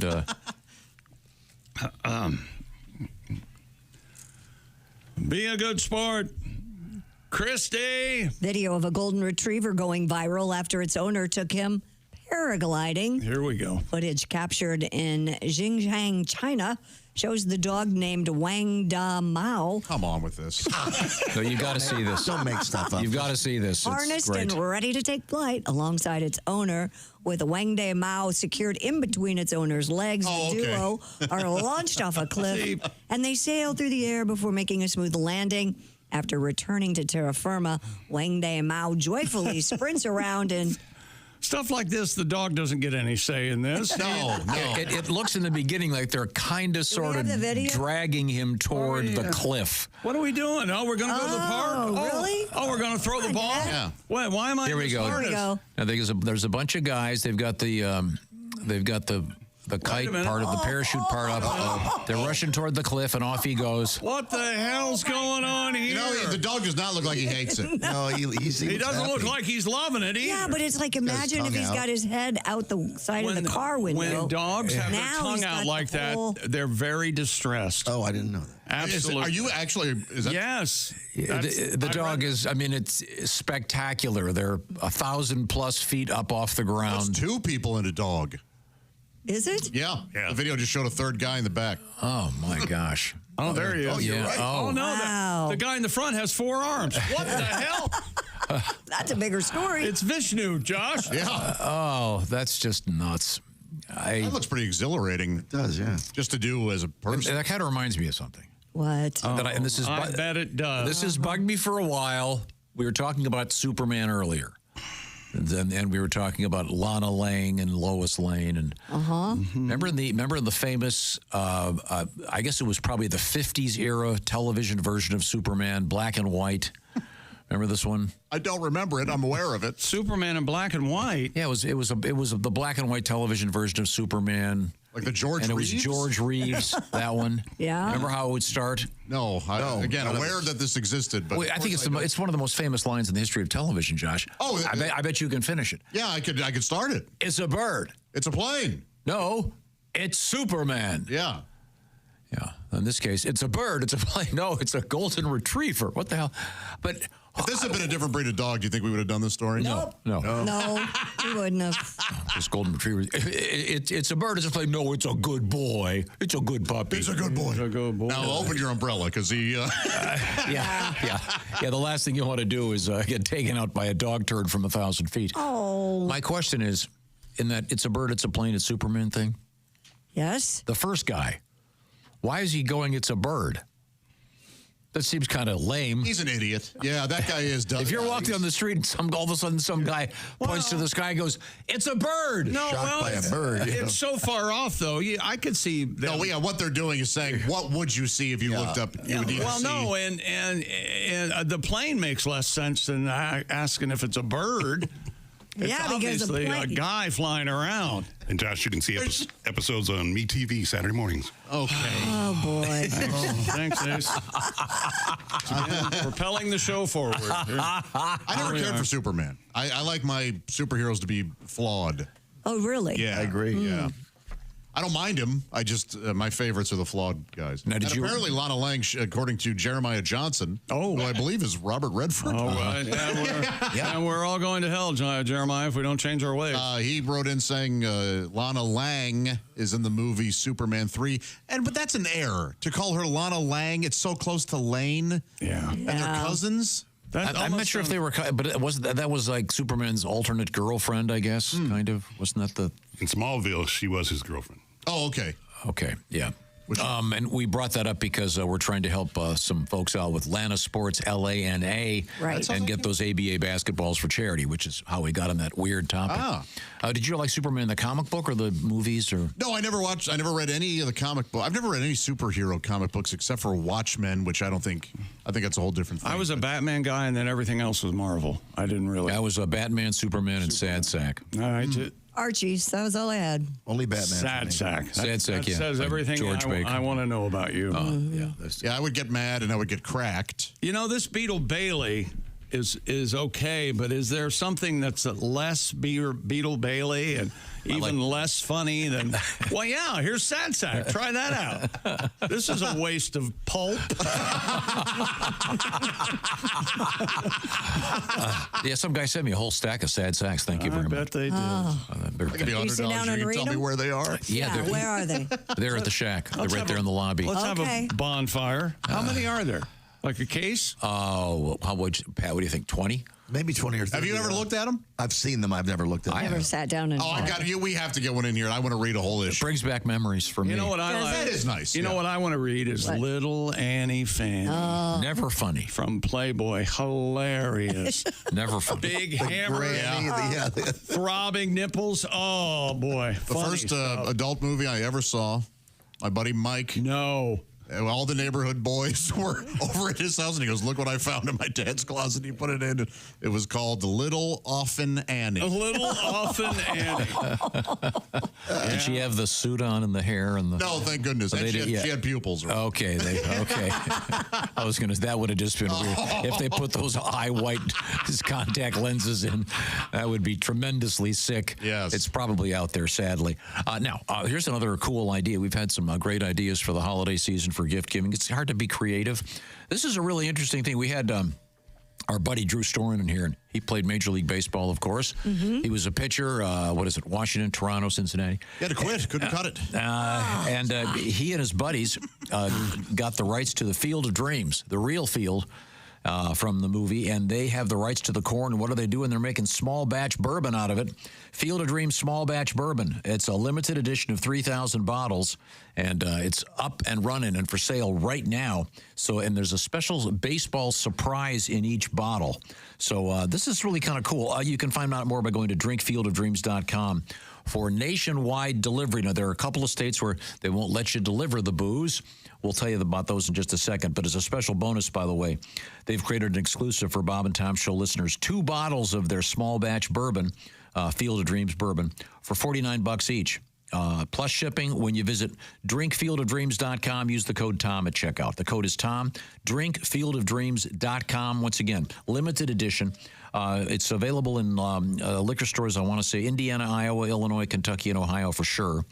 And once again, you can order it to be delivered. It's not available to be shipped in Alabama, Alaska, Arkansas, Delaware, Idaho, Iowa, Michigan, Mississippi, Pennsylvania, South Carolina, South Dakota, Tennessee, Utah, and Vermont. You must be at least 21, of course. And please drink responsibly. It's kind of a fun thing, especially if you've got a big baseball fan in your life or a Field of Dreams fan. Now, coming up, we have Christy Lee at the Silac Insurance News Desk. Also coming up, comedian Dave Dyer. fireman/comedian will be our guest. Michiganian / Michigander. He's both. When we come up a little bit later on this morning. This is the Bob and Tom Show.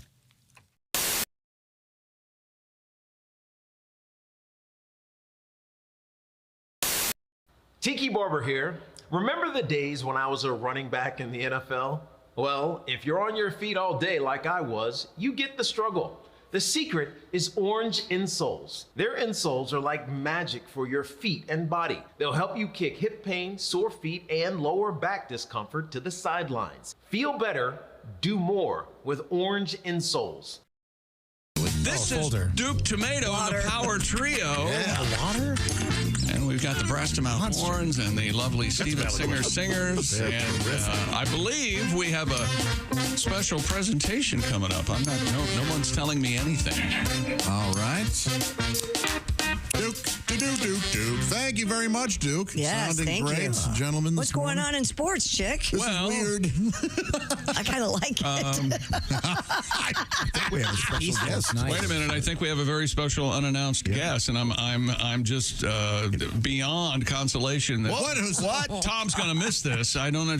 Did you see? I saw something. Saw something. What's going on? It was like the I thought I saw fan. Well, who could this be? Ladies and gentlemen, Dick Mango. Hey! So nice to be here. Thank you very much. Dick Mango in the house. Mr. Mango. Oh, man. Man, I feel like I'm channeling the king. Oh, okay.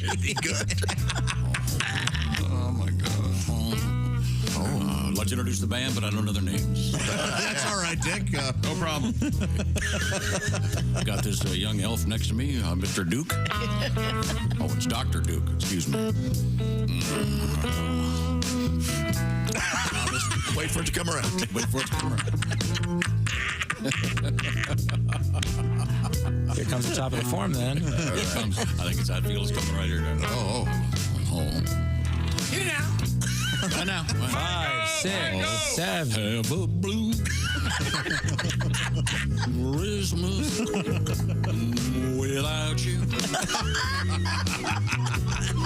I'll be so blue. Just thinking about you. Oh, man. Decorations of green on that big Christmas tree. Won't be the same since you went here with me. All those blue snowflakes. I can see them fall. And then those red hot memories. Us two balling. You'll be doing all right with your Christmas white. But I'll have a blue. Now, you probably can't imagine yours truly, Dick Mango, being blue at Christmas time. Oh, no. Because I'm never going to be alone on Christmas with but I am alone on Christmas. Sorry. Which is it? You know, when you see those red and green balls on that Christmas tree, you're thinking about the blue balls hanging on me because I'm alone. Yeah. You know, bitch left me for a mall Santa Claus. Of course, they had a new F-150 from Ford. I can see the appeal. But, I'm just going to pause while wait for the music. Sure. Yeah, gotta wait for Vamp, Dick, vamp. You'll be doing all right. You'll be doing all right. With your Christmas white. Oh, God. But I'll have a blue Christmas. That's right, ladies and gentlemen. Dick, man. Very nice. Oh, boy. Your stocking is hung, and so, of course, so am I, like a donkey. Like a donkey in a live major nativity. So. All right. Good night. Thank you for joining us. All right, Dick. Oh, what a shame that Tom missed that. Yeah, He's going to be very. Oh, boy. He loves Dick Mango. He's his biggest fan. He is a big fan. I didn't know Dick Mango was so good at accents. My goodness, that Elvis was killer. Well, when you channel the king, it's going to come through, isn't it? Boy, oh, boy.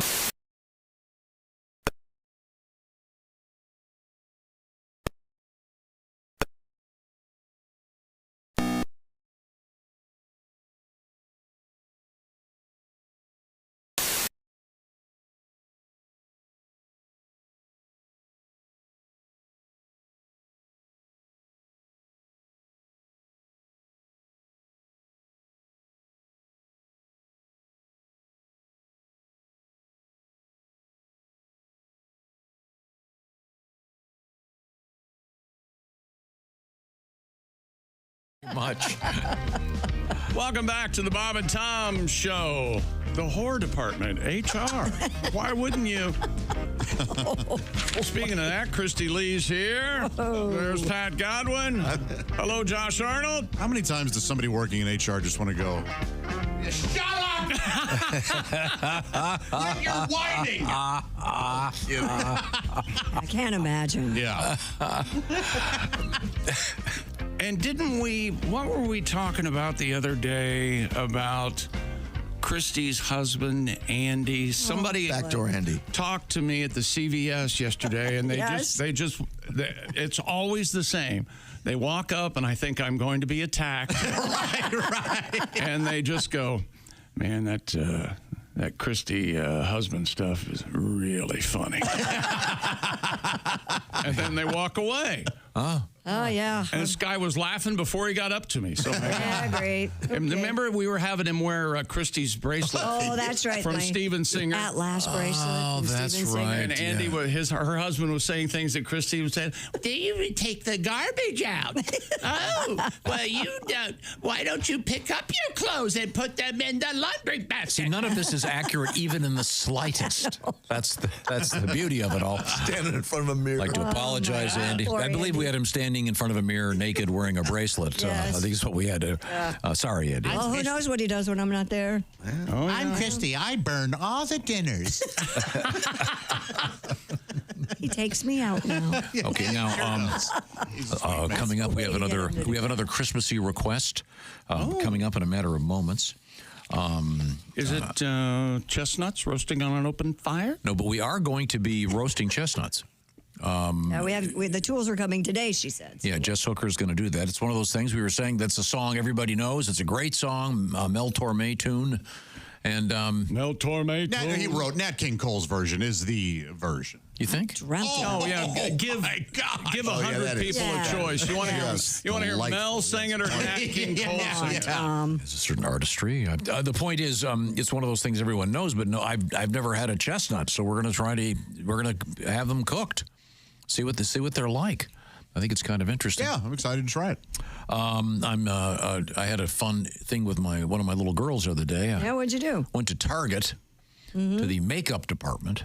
They put makeup on you? No, I was. I remember I told you I had this really bad cut on my hand, and I got this liquid bandage stuff. Yes, and it's bright purple. Right. It's really it kind of looks Can really. you wash it off? Looks like an awful bruise. Now you know. So I you're went, not purple, right? Right. So I went with Finn, and she got me this. It's a concealer. Stick. A concealer. That's what it's called. It's a stick. It's concealer. It's a stick. Look at this. Hi. Look how great it. Can you see? Look how concealed. No, it looks awesome. Yeah. Hi. Welcome to Nordstrom's. How may I help you? I came in here with my daughter the other day. I need another stick. No, but there's as you know, and I've never in the makeup department. There's the color wheel. Of course. So we matched up. So she did a pretty good job, right? Yeah, she did a great job. She was very excited. Yes, matching me up, and I bring this up because she's a natural at actually spending money. It's fun. No, I'm talking about your sugar packet. Oh, sorry. We have a story about colors in the news. Yes, we do. And I'm already mad about it. Oh, well, you sound happy about it. I'm happy about this. I'm happy that Finn and I had some fun, and it was weird being in the makeup department of Target. Actually, got you hooked up, though. Do you ever look at Finn and go, now, which one are you? You ever do that? No, come Get it on, mixed up? I guess I get it mixed up all the time. Boy, that Christmas card you sent out, the pictures, man, oh man, they look like they're 35 years old. Oh, mine must have got lost. They're just lovely. Amazing. Apparently ours got lost. Yeah, ours got lost, Pat. I don't know what happened to my Yeah, Christmas and by card. the way, thank you. That $10,000 is going to come in handy. It really does. Only to the first 100 people. Thank you very much. I guess yours haven't been in the mail yet. Yeah. 101, 102. So they cut yours in half, That's all right. Okay. My older brother, that was always my older brother's. He would open up with a check from my grandparents every year, and $200, and then we would open up and it'd be 50. I love that joke. I know it was always his go-to bit. It's always so funny the way inflation has hit all that stuff. You know, Little Heart lost a tooth. There we go. A few days ago. $10, that cost you? Oh, she was out of town with her mom, and so I had Heart on the Gizmo. What is it? The FaceTime thing. On the Gizmo. You know, the one where you can see them. Maybe you were talking on the Gizmo about the stick you bought. and she was going. She goes, Daddy, I lost a tooth. She's 9. Yeah. And she comes up and she goes like this, and then she's got the. God, that's disgusting. Put that away. So what's this? Oh, you did the tooth fairy come? Yeah. How much? $10. Wow. Yeah. You know what? Come on, that's $10. My point is you should go 20 because $10 is the penny of paper currency. Nobody uses $10 anymore.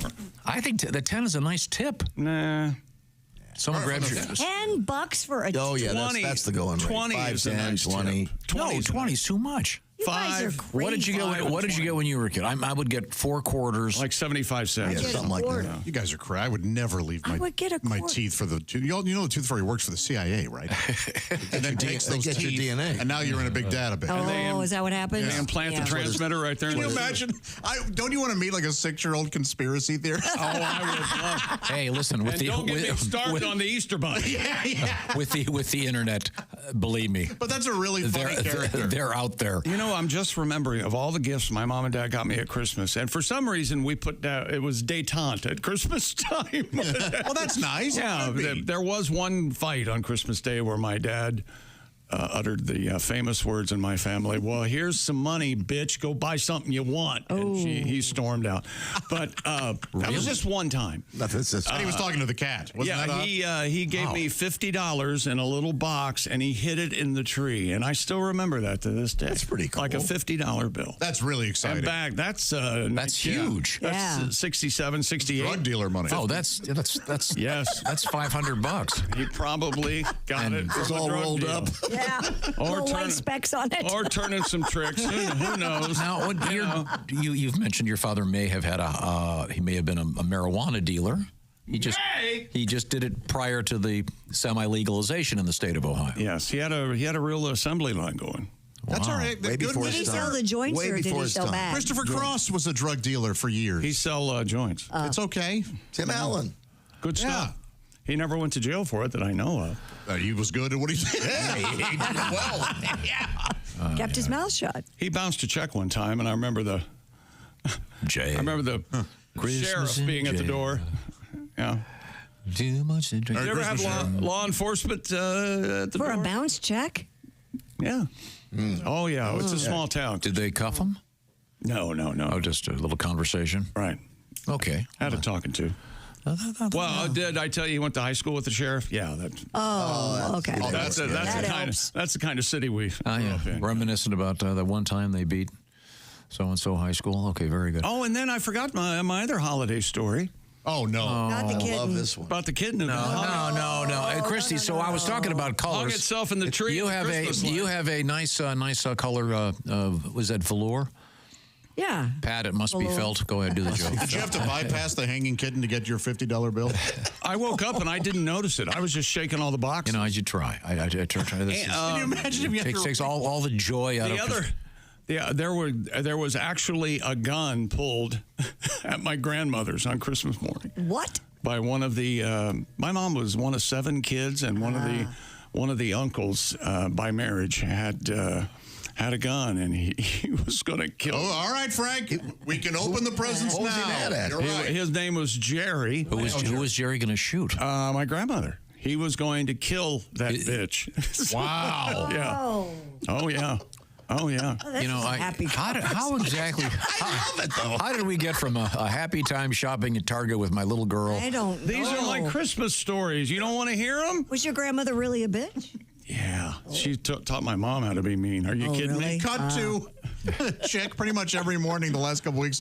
You know, I still don't have the Christmas spirit. You wonder why. Yeah, that's true. It took me a long time to get there. And, no, I just don't have it. Wow. Okay. Well. Okay. And then I got to thinking that uncle that pulled the gun, he never took the same route to wherever he would, you know, if we followed him in a car to their place, he'd always a different way. All these convoluted routes. Yeah, he wouldn't take main highways. Did you think he was being followed? I think he'd done something really bad and he didn't want to get arrested. Well, if a guy's about to shoot his mom, I'm guessing, Mother-in-law. Oh, okay. Oh, well, now we... Oh, you didn't say that. Come on. I said one of my uncles by marriage. Yeah, he did say that. So he's not as great. Millions of people are like me and Josh going, oh, well, that makes total sense. No, I'm just being mean. Think Sandy, there's my mom's brothers and sisters. Sandy, Francis, Joanne, Ray or Rocky, and Jerry. So how many is that? Any of them still with us? 5, 6. No, and she had one sister that died. So, but Jerry was a in-law. No, Jerry was an uncle. Those are all uncle. So your uncle, my mom's brothers and sisters. Jerry was going to kill his wife's mother. Is that right? No, Jerry. No, this was a different Jerry. A different Jerry. Oh, okay. I'm so confused. Yeah. Are any of these people still alive? I don't know. Please start the book. I don't know. It's something I want to read. I want to read it right now. I have no idea. Hillbilly Elegy 2. The McGee saga. I'll tell you why off the air. Believe it or not, there's some things I can't say on the air. Okay. Wow. Cool. Yeah. Hey, speaking of Christmas, Russian officials have branded Santa Claus a foreign agent. I knew it. According to the Russian press outlet. That 6-year-old. Medusa. Vitaly Borodin, the leader of the Federal Project on Security and Combating Corruption. And Christy, we have him here in the studio today. Vitaly. We will finally take Claus down. He sent a letter to Russia's prosecutor general asking that Santa be designated a foreign agent due to his popularity in unfriendly countries. You get Kringle now. They have their own Santa, right? In Russia? Father Frost. Is that right? Mr. Borodin reportedly said these countries use Santa's image to undermine traditional Christmas values. Borodin, where do you roam? Yes, he's concerned that Santa Claus... Hang on, excuse me for 1 second. Are you singing the Paladin theme? Even for me, that's obscure. And I'm the king of the obscure television reference. Ace, do you get the Paladin reference? I do not. Richard Boone. Afghan will travel is the heart of man. Mr. Borodin concerned Santa Claus overshadows Father Frost, as Pat mentioned, who is the Russian New Year figure. I'm getting Grandfather Frost. The Russian equivalent of Santa Claus is also known in Russia as Dead, D-E-D, Dead Moroz, M-O-R-O-Z, also known as Grandfather Frost or Father Frost. He's usually depicted as a tall with a long white beard and a wizard-like robe that can be blue, white, or red. He wears a fur coat, hat, mittens, and felt boots. They must be old Santas. Like, have you ever seen the first footage of Santa? Like, it's like the first cinematic interpretation of Santa Claus from like 1898. No, it's something insane. And he looks like a wizard. I mean, very thin as well. Yeah, the Santa that we know was Coca-Cola primarily. Really jollied up and yeah.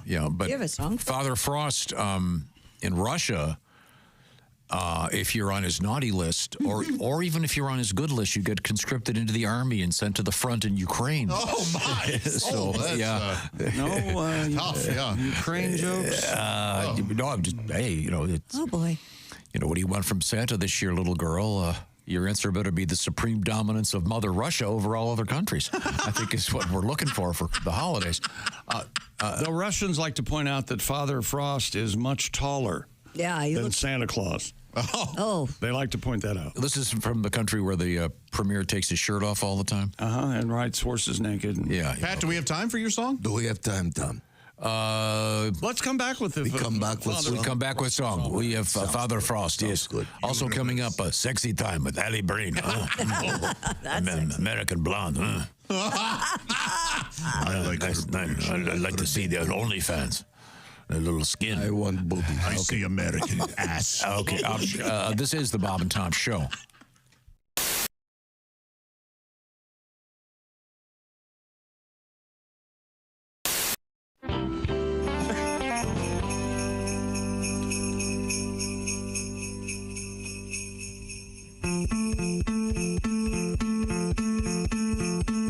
Sleigh bells ringing, Christmas time, best time of the year. But if you ain't got money, folks, it's a fight between hope and fear. Hard times and Christmas cheer. I'll be giving plasma for Christmas this year. Hard times and Christmas cheer. I'll be giving plasma for Christmas this year. If you ain't got money, folks, tell you what I do. Go downtown and trade your blood. Maybe for a 10 spot or two. Hard times and Christmas cheer. I'll be giving plasma for Christmas this year. Hard times and Christmas cheer. I'll be giving plasma for Christmas this year.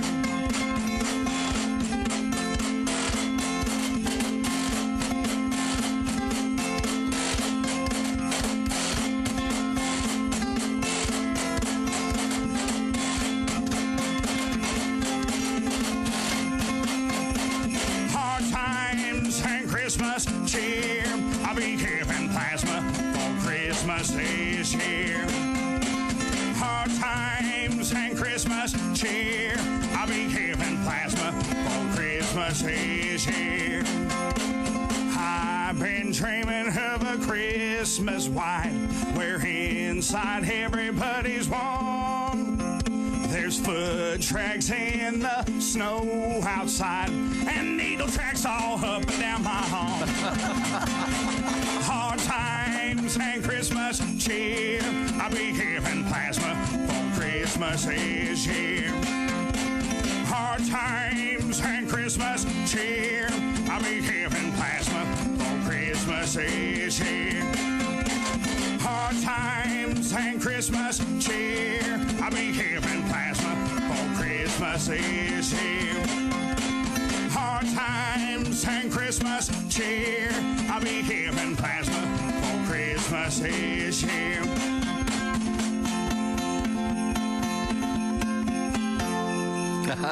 Yes, sir. Wow. Thank you. True story. That is a rough Christmas, Tom. I played that for a friend of mine one time. He goes, I went with you to give plasma one Christmas. I said, all my songs are true stories, man. My mom does make the best fried potatoes in the whole world. There you go. All right, where's my big bowl? Hey, Josh, new orange insoles are in with that deep heel cup. You should see how deep this heel cup is. Deep heel cup, you say?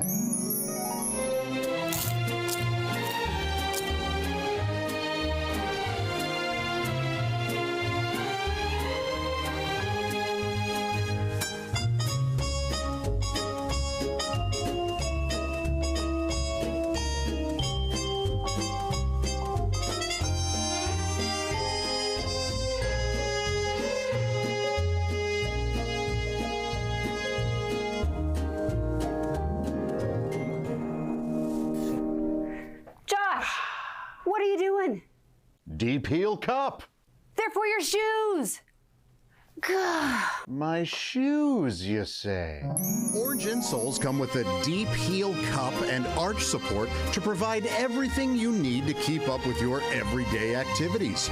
Orange insoles are great if you work on your feet all day, simply taking on the world. Orange insoles will help you feel better and do more, guaranteed. Get your orange insoles today and step into a world of comfort.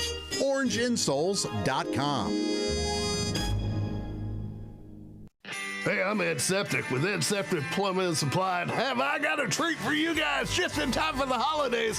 The new Ed Septic, I'll bang your pipes, not your wife t-shirt. All proceeds go to charity. You know her, she dances the lunch shift down at the Hip Hugger. These things are soft, they're comfortable. If you don't believe me, check out this celebrity endorsement. How would you like to have this? That's right, Ed Septic has his own t-shirt and hoodie. You can find out how to get yours by going to the Bob and Tom website, bobandtom.com. Check it out, Ed Septic. Get them now, because they're going fast. They're only available till this Thursday. After that, they're like a clog I dealt with, gone forever. Order one today at bobandtom.com.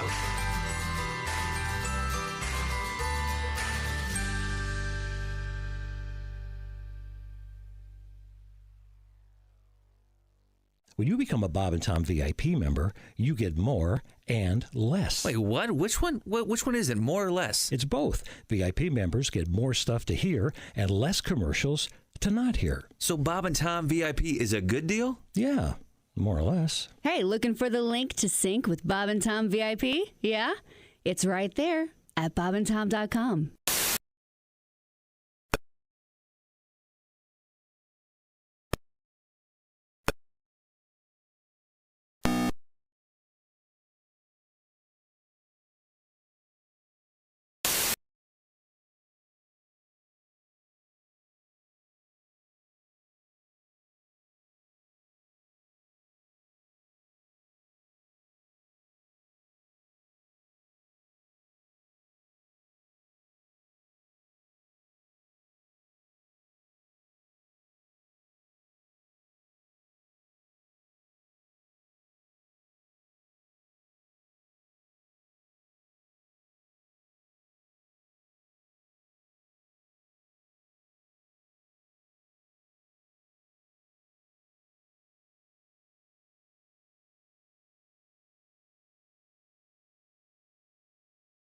That is the important. Watch out for the arm. You got to jump over it. Side.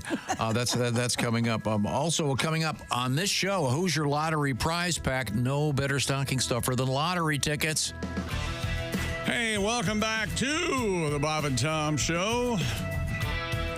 Christy Lee, Josh Arnold, Ace Cosby, Pat Godwin.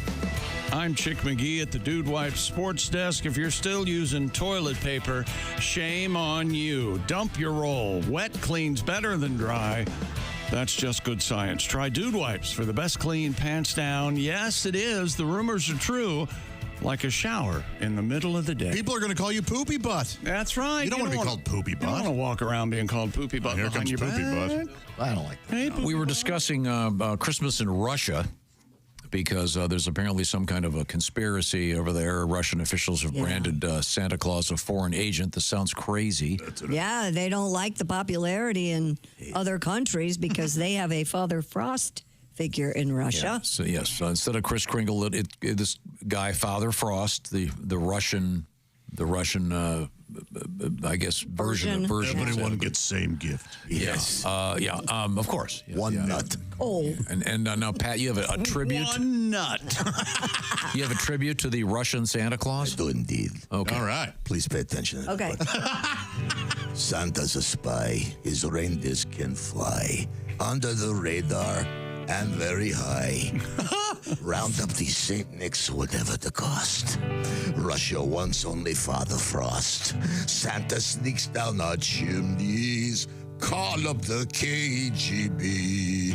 Putin is pissed. This Christmas, Santa's on Vladimir's naughty list. No milk and cookies. Smash Santa's toys. Only give vodka to good girls and boys. Make this red suit Santa Claus go away. Hey, and send back to you U.S. of A. Not as effective as I wanted to do. I don't think I got the message across. The comedic one I was going for. Not a lot of parodies of Silent Night. Yeah. That is a tough one. There's a good reason for that. Yeah, there's certain. It's a blow song. Yeah, that's one nut. Favorite traditional Christmas carol? Actually, I need to tell you guys all that when I come in the morning, the last couple of mornings, Tom is sitting there. Whatever he's doing, you never know. But he's listening to traditional Christmas carols. Do you have some of that you could play for? Oh, nice. For it was really kind of nice. Your standards? I just play the standards. Are they instrumentals or are they yeah, typically I'll play instrumentals early in the morning. I'm working in here. Like a Benny Goodman thing or something, yeah. Or like a jazz version? Nice. What are your favorite untraditional Christmas carols? Maybe they have for whatever reason, they're connected to the holidays for you, but you wouldn't necessarily go, oh, yeah, that's a Christmas song. An actual carol? Not necessarily a carol, but a song. An example would be for you. The Pogues, Fairy Tale of New York. Oh, that's number one. It is Christmassy, but it's not. And then Christmas in Hollis. Every Christmas, I like to hear. It's a song called Biore, or however the hell. Jethro Tull does a version of that. What is it? Jethro Tull. Yeah. Oh, I don't. Yeah, it's a classical song that he does. I like Harry Nilsson's "Remember Christmas." I love that. Okay, it's a nice little ballad, real touching. Yeah. I like the John Lennon. So this is Christmas. I do too. Yeah, I do. Yeah, I do. Not me. Happy Xmas. Do you? War's over. Of the more contemporary, of the newer Christmas songs. Mm-hmm. What are your favorites? I don't really. You like the traditional ones? I like that Eagles. Well, Bob Schneider has a Christmas album out that has some, I think a couple he wrote, and then some traditional songs. Oh, I love the Eagles version of "Please Come Home for Christmas." That's a great one. I think he does that one, and he does "Christmas Time Is Here." That one he does from Peanuts. Charlie Brown. Charlie Brown. Yeah. I like Donnie Hathaway. That's been redone a bunch. You love that song. This Christmas. That's a great song. What'd you tell me that one day was the last thing to go through Donnie Hathaway's mind? I believe it was 59th Street, sadly. Checked out of the Essex House Hotel out the window. He was that was very sad, but thanks for bringing that up. Man, very sad. There's this fellow out of Philadelphia. I don't know if you know this guy. I think his nickname is Patty G. Pat Goodwin or Pat Godwin. Yeah. He actually put out a Christmas record. Oh, he did? Called Christmas Bonus. And there's some fine Christmas music on there. What's your favorite song Is that Silent Night knockoff on there? No, that got rejected. Why don't you redeem yourself and have him play one of your songs?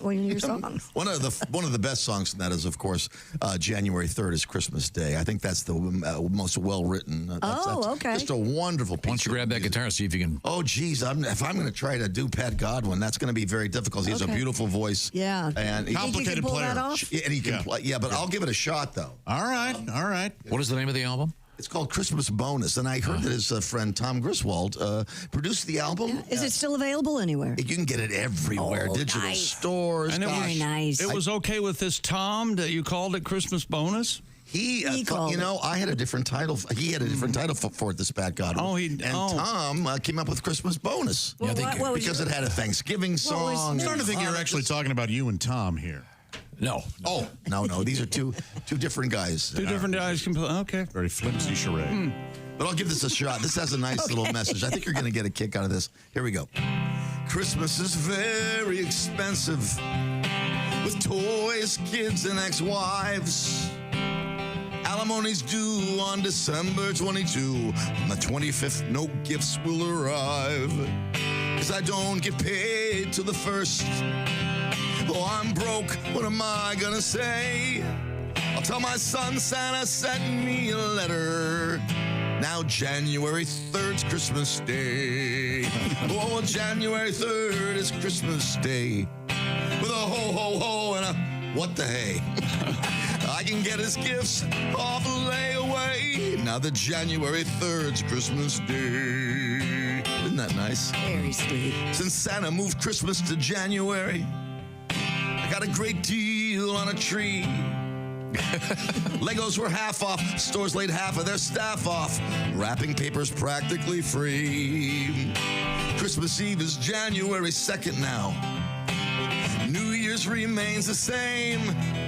Till your mother remarries, The holidays vary. January 3rd's Christmas Day. On January 3rd comes old Saint Nick. Christmas morning, Santa called in sick. You'll be better in a week when Daddy gets paid. January 3rd, haven't you heard? January 3rd's Christmas Day. Isn't that just wonderful? It's wonderful. Very nice. I think Matt would be very impressed that you did such a good job with that. Oh, good, yeah. That's it. Write what you know is what they say. So very good. Here's another one of my favorite Christmas songs. On Christmas. Poor me. For you? He knows I don't care for this stuff. So. Yeah. I don't remember the vocal being this weak. Don't you love it? I remember it differently. I like it a lot. Yeah. It's Emerson, Lake and Palmer. Or Greg Lake. It's just Greg Lake. Yeah. It doesn't make me sad. It doesn't, or it does? No, I mean, it's. I just find it very pretty. Oh, because, Father. Kind of sounds like snow falling, doesn't Christmas. Yeah, it's got the right. It's got the right feel. I think just the message is. Twinkly. Message is important. I think it probably appeals to you. It's got a kind of a socialist underpinning. That's me. Is that right? He knows me so well. We never did get to our caller story, Christy. We'll have to come back with it. We've also got comedian Dave Dyer joining us. We're going to get to Sexy Time with Alli, Breen, and more. This is the Bob and Tom Show.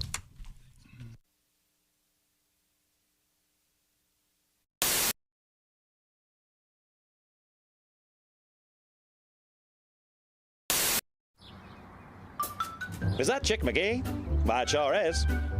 Chick McGee, who knows that an annuity from the folks at Silac Insurance Company means a retirement check in his mailbox every month. Chick works on perfecting his mailbox opening technique. Easy, Mr. McGee. Don't blow that elbow out. Chick isn't quite retired yet. He's just practicing for it. Because one day, Mailbox McGee will be taking his retirement the easy way. SILACINS.com. Silac Insurance Company. The Bob and Tom Show now presents Cliff Notes Theater. Condensed presentations of timeless classics. Today's story, Charles Dickens' A Christmas Carol. All right, you workers. It's Christmas. Now get back to work. I'm sleepy. I'm going to bed. Hey, Scrooge, I'm a ghost. You need to change. Okay, I learned my lesson. Here's a turkey. This has been Cliff Notes Theater. There you go. When you just don't have time to watch the whole movie.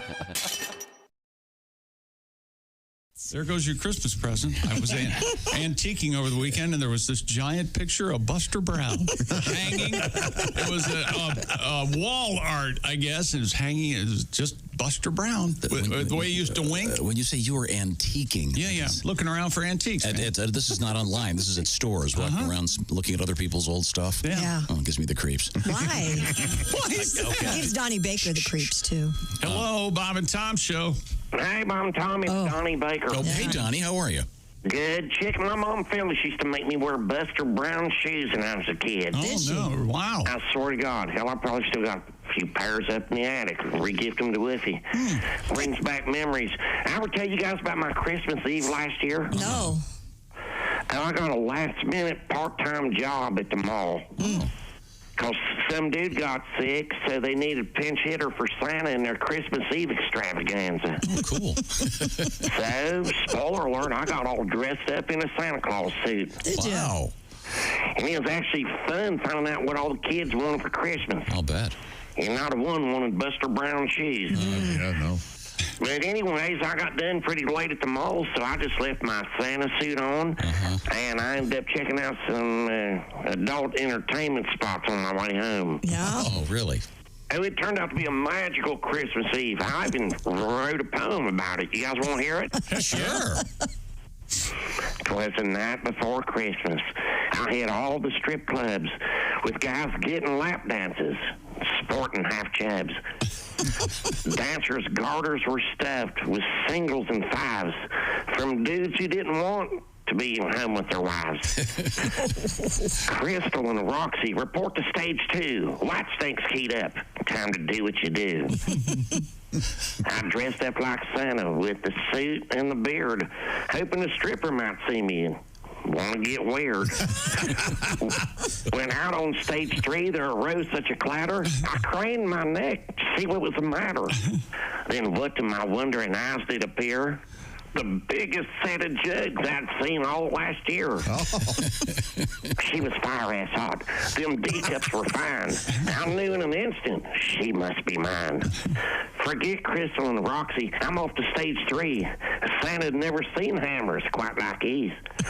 She danced over to me. Her butt started to twerk, which made her pasties fell off. So I went to work. I said, I'm Santa. Come sit here on my knee. I got presents for you. Have you something for me? She said, you're too skinny to be Santa Claus, honey, but I'll play along. You have any money? We were off to the back room in a flash. I whipped out my wallet and showered her with cash.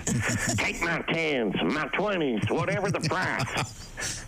And last Christmas Eve, well, Santa came twice. Enjoy the antiquing, chick. Very Bye, good, Donnie. Very nice. Touching. Yeah. Isn't that nice? The Christmas poem. Yeah. I didn't know Donnie. Can't help but notice we're joined by Mr. Michael McDonald, who has a terrific book out. And, Yeah. he's on Mr. Michael McDonald. Is it true you have a clip on Pornhub? You can do me, I'm your stepbrother. Oh, Michael, I can't believe you're That's just awful. really doing that. Hello. A great book called If That's What It Takes, and now we'll never talk to him. Now, Michael, you're also, from what I understand, using a teleprompter at your concerts? I keep forgetting words to all my songs. I keep forgetting the words to taking it to the street. You caught me off guard.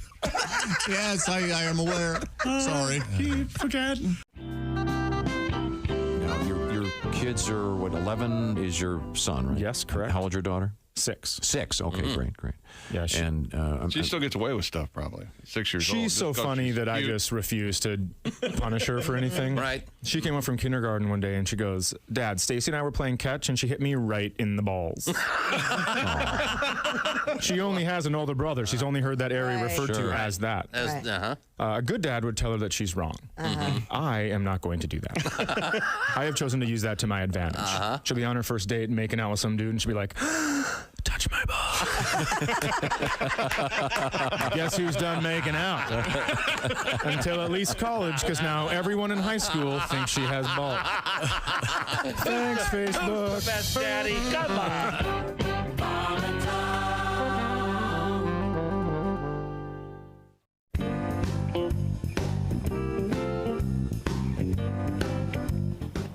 Wouldn't you like to know what Chick McGee does while commercials are playing? I sure during the would. Bob and Tom show? Walk this way. Okay. Here you go. You're going into the restroom. Well, no, this happens sometimes. Sometimes you have to do quick decision making. It's locked. Right? Normally, everyone who works here knows that they shouldn't be in the bathroom when we're in commercials. Of course. Because I might have. Talking about that ugly sweater competition at Turntable. Details coming up. Hey, welcome back to the Bob and Tom Show. Christy Lee at the Silac News Desk. Hello. There's Pat Godwin. Hello. With his Git box. There's Josh Arnold at the I Hate Steven Singer sidekick chair. Quick quiz, everybody. Steven Singer is a jeweler you A, can trust, or B, cannot trust? Can trust. That's right. Yeah. Now, is that because A, he stands behind his jewelry, or B, he stands in front of it, thus blocking your view? Hey, because he stands. That's why he stands behind it, you see, because if he was in front of it, you couldn't see it. Right. Does he have the best guarantee in the business? Oh, yes. That's right. A full 100-day, 100% money-back guarantee. Steven Singer Jewelers. IHateStevenSinger.com. There's Ace Cosby with his joke of the day coming up for a professional comedian in the house. I'm Chick McGee, and Tom, we do have a special guest. We're going to meet comedian David Dyer in a matter of moments, but first, congratulations going out to Ken Jakavich. Now, his last name is spelled D-Z-I-K-I-E-W-I-C-Z. I still don't know if you're good at saying that right or not. We'll find out when we talk to him. I think the DZ is pronounced with a... It said cabbage, but like cabbage. It rhymes with cabbage. Yeah. So I assume the DZ is kind of either a ja or a ya. What do you think? No. You couldn't do Ken Dzakiewicz. Doesn't work. We'll talk to him. We'll talk to him. We'll talk to him tomorrow. Krzyzewski. We'll find out. Oh, yeah. Oh, that's very good. He won that Steven Singer Jewelers gift card. What I'm talking about, comedian David Dyer, is that he had a perfect week last week, picked all the games, and as did 4 others, but he beat the tiebreakers. So how do we know he had a perfect week? His dog may have died. Could have been. Man, that was cruel. I'm just saying, it could have been. He had a perfect week. Could have been a less than perfect week. And with respect to the competition, you had a perfect week. Does anyone ever really have a perfect week? I don't know what other tragedies may have befallen Ken, other than winning this and now regretting it. Grandfather may have been shot. He lives in Alpine, New York. Well, you know, dog owners know what I'm going to say right now, but my golden is like 11 and a half. And she's got that look. I'm just saying. Oh, Chick. I'm just saying. What the hell would you... This is your fault. I love her to death. I think this is Ken division. It's life on life's terms. She's got to hang on to Chris. Kevin Dzivovich. Isn't that his name or whatever? No, it's Ken Jakavich. Do you have somebody in reserve? Could I? Don't. I'll change the topic. Oh, look, there's a guy over there. It's comedian David Dyer. Good morning. He's he's a comedian and a fireman. Yes. Full-time fireman. Full-time. Do you have are you like a lieutenant? Oh, okay. Well, that can't be right. Yes, I am. I took the test. I passed. Nice. Everybody who had to promote me agreed upon it. They call you LT? Yeah, they do. Some people do. Yeah. Not Do here. you ever wear the uniform at home with the missus? Oh my! I've tried that. A lot of things don't work any longer, so no. I tried that. What do you mean it doesn't work? You mean hang on a second. Do you mean that your hose isn't working, My hose works or fine. your technique isn't working? I've approached her in the full uniform, and how do I look? And good, you're fine. Okay, you're fine. Really? Listen, it's 32 years into this thing. It's the nerves are dead. So. Hers or yours? I think hers. You've been married 32 years? 32 years now. God bless you. Wow. 32 years, yeah. Yeah, we just celebrated 32 years of marriage. I look back on the 32 years, and there's that time when you're coming through the marriage, and you think, the Catholics have this all wrong. They've got some guy who's never experienced the up and downs of marriage trying to consult you how to go through this thing. And then you look back in your 32 years and you go, maybe that is the guy who should be talking you into this. Maybe you want the guy who still has a glimmer of hope about the institution. Maybe you don't want the guy who's Googled 50 ways to fake your own death. Trying to help you maneuver the pitfalls of matrimony. I see. Dave Dyer, comedian is our guest. I noticed that on all the paper here that says David Dyer. Are you going by the full? Either one, I don't care. Whatever, as long as you get, as long as you show up, I don't care what you call me. What about Davey? Are you all right with Davey? You know what? My wife calls me Davey. Oh, so isn't that sweet? That is kind of sweet. Davey. Yeah. Why is that what you want to start calling me, Josh? Davey Dyer? Davey's cute. Davey I do Dyer? want to call Thank you. That's fine. Does it remind of her experience with the 6th Fleet of the Navy? Wow. Or did she have a crush on Davy Jones, maybe? No, I think it's me. Okay. I feel like sorry. I love how Christy's trying to. Well, it's got to be about somebody else. There's no way that relationship could be about you. What name has the most iterations, if you will? David, Davey, Dave? Maybe John, because you can go Jack. You could go Johnny, Jonathan. Yeah. John Boy. I have Charles. Johnny Wing Wang. Charles, Chuck, Charlie. Chuck, Chick, Les. How's that fit? How about Les? Michael? Mike, Mickey. Mickey, yeah. That's all I can think of. These are just 2 good questions. Yeah, okay. Richard, Dick. Let's just That's just 2, David. Now, Rick. Dave Dyer, a fireman, and you're a fitness buff. You several years ago, you got involved in one of these sort of cultish. I don't know if he'll talk about it or I'll not. talk about it. Let's bring it out. Are you still doing that? I don't do that anymore. I work out at home. I'll tell you what I did do when the pandemic started. I actually, believe it or not, I got in too good a shape. That's possible, Pat. You can do that. You can get in too good a shape. I did a program called 75 Hard. I don't know if anybody's ever heard of it, but here's what it is. H-A-R-D or H-A-R-D. Okay. Yep. So for 75 days, you have to pick some kind of a meal plan. They don't care what it is, but for 75 days, you have to stick to it to the letter. Absolutely no cheat days. All right. And then you have to do 2 workouts a day, 45 minutes each, of which one of them has to be outside. Ugh. You have to take a progress picture of yourself. You read 10 pages of a book, drink a gallon of water, and no alcohol for 75 days. Okay. And let me tell you what, if you stick to this thing and you don't stray at the end of those 75 days, you will have throngs of people letting you know what a miserable piece of crap you've been for the last 2.5 months. You'll have people say things like, we like Fat Dave a lot better. I see. Fit Dave is an irritable drip. Now, what was the fitness cult you were in? CrossFit. I did CrossFit. CrossFit, that's right. That's where you swing the tires and stuff. Yep, you swing tires, you throw stuff against a wall. There's all kinds of And it worked for you. You did. You got super fit. Yep, yeah. Good for you. So I still do work out, but I also eat a lot more than I used to. I've gained a little weight back. Do you cook at the firehouse? Yeah, but there's just 2 of us at our. It's a very small department, which is why. Wait a minute, you're the lieutenant of 2? Let's not take that away from... I mean, you shouldn't have coughed that up. Wait a minute. Davy Jones was also... What's roll call like then? Listen, nobody asked any more details. I'll fully tell you. It's a very small department. Roll call. That ladder to lieutenant was not very big. You got your own locker, Davy?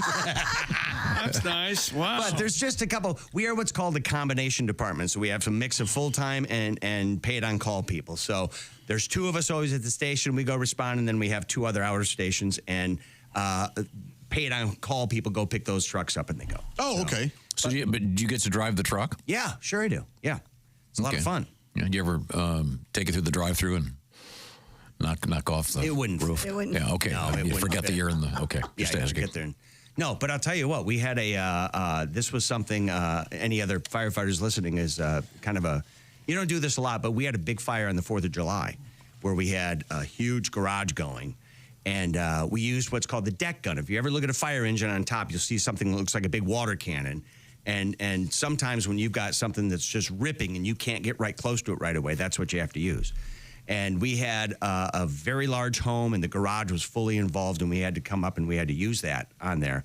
Now, when you're doing this, you got to make sure, listen, you want to write this down, Josh.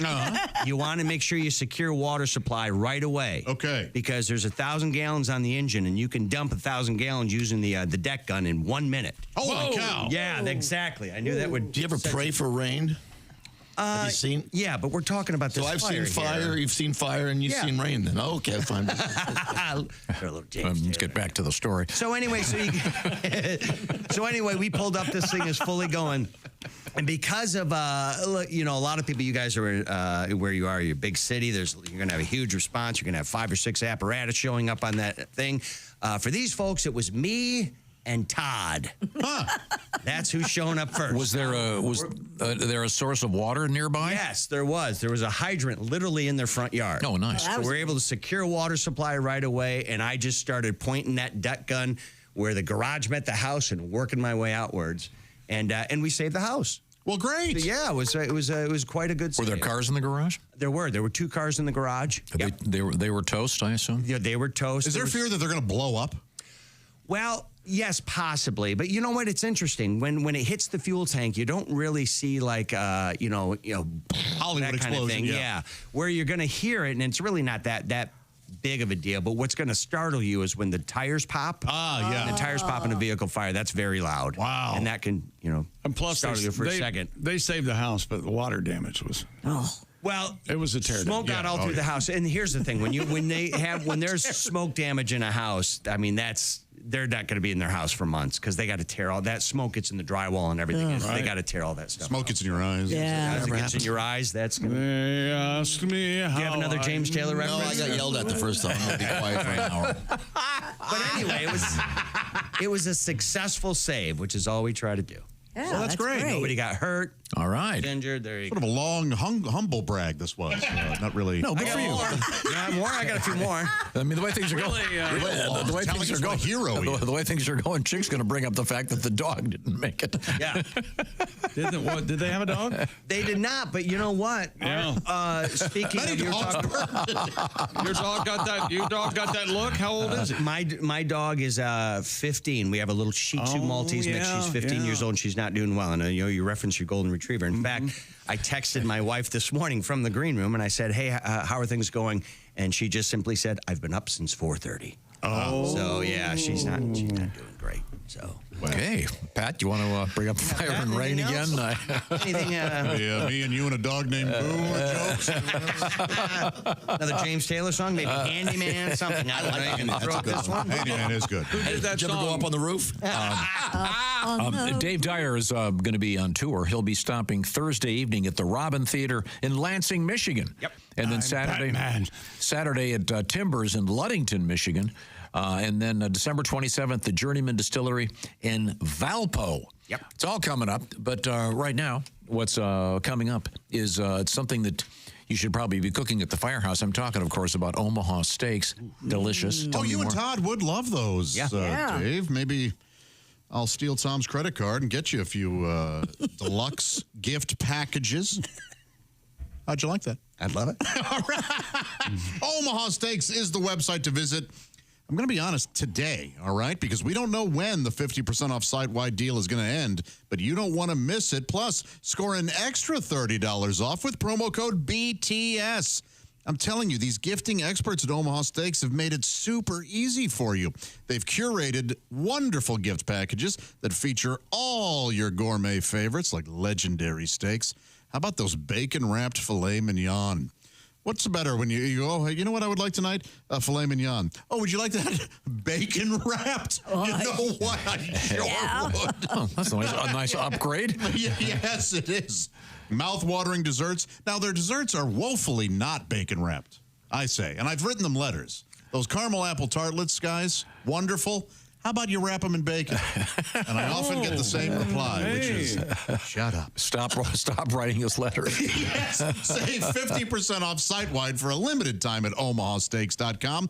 And remember, you, the Bob and Tom Show listener, you get an extra $30 off with promo code BTS. Tom, I know that you love sending these to your brothers, and they certainly love getting them every holiday season. Yeah, it's hard to think of what to get for some people. Yeah. And how about everyone's going to enjoy a big box full of steaks, and it's that weird box with all the foam stuff. Yeah, the cooler. Yeah. Oh, cooler. That's right. That's what they call it. How many times have we told you it's the cooler? Well, Styrofoam cooler, easy. I suppose it's worth repeating. OMAHAsteaks.com, omahasteaks.com.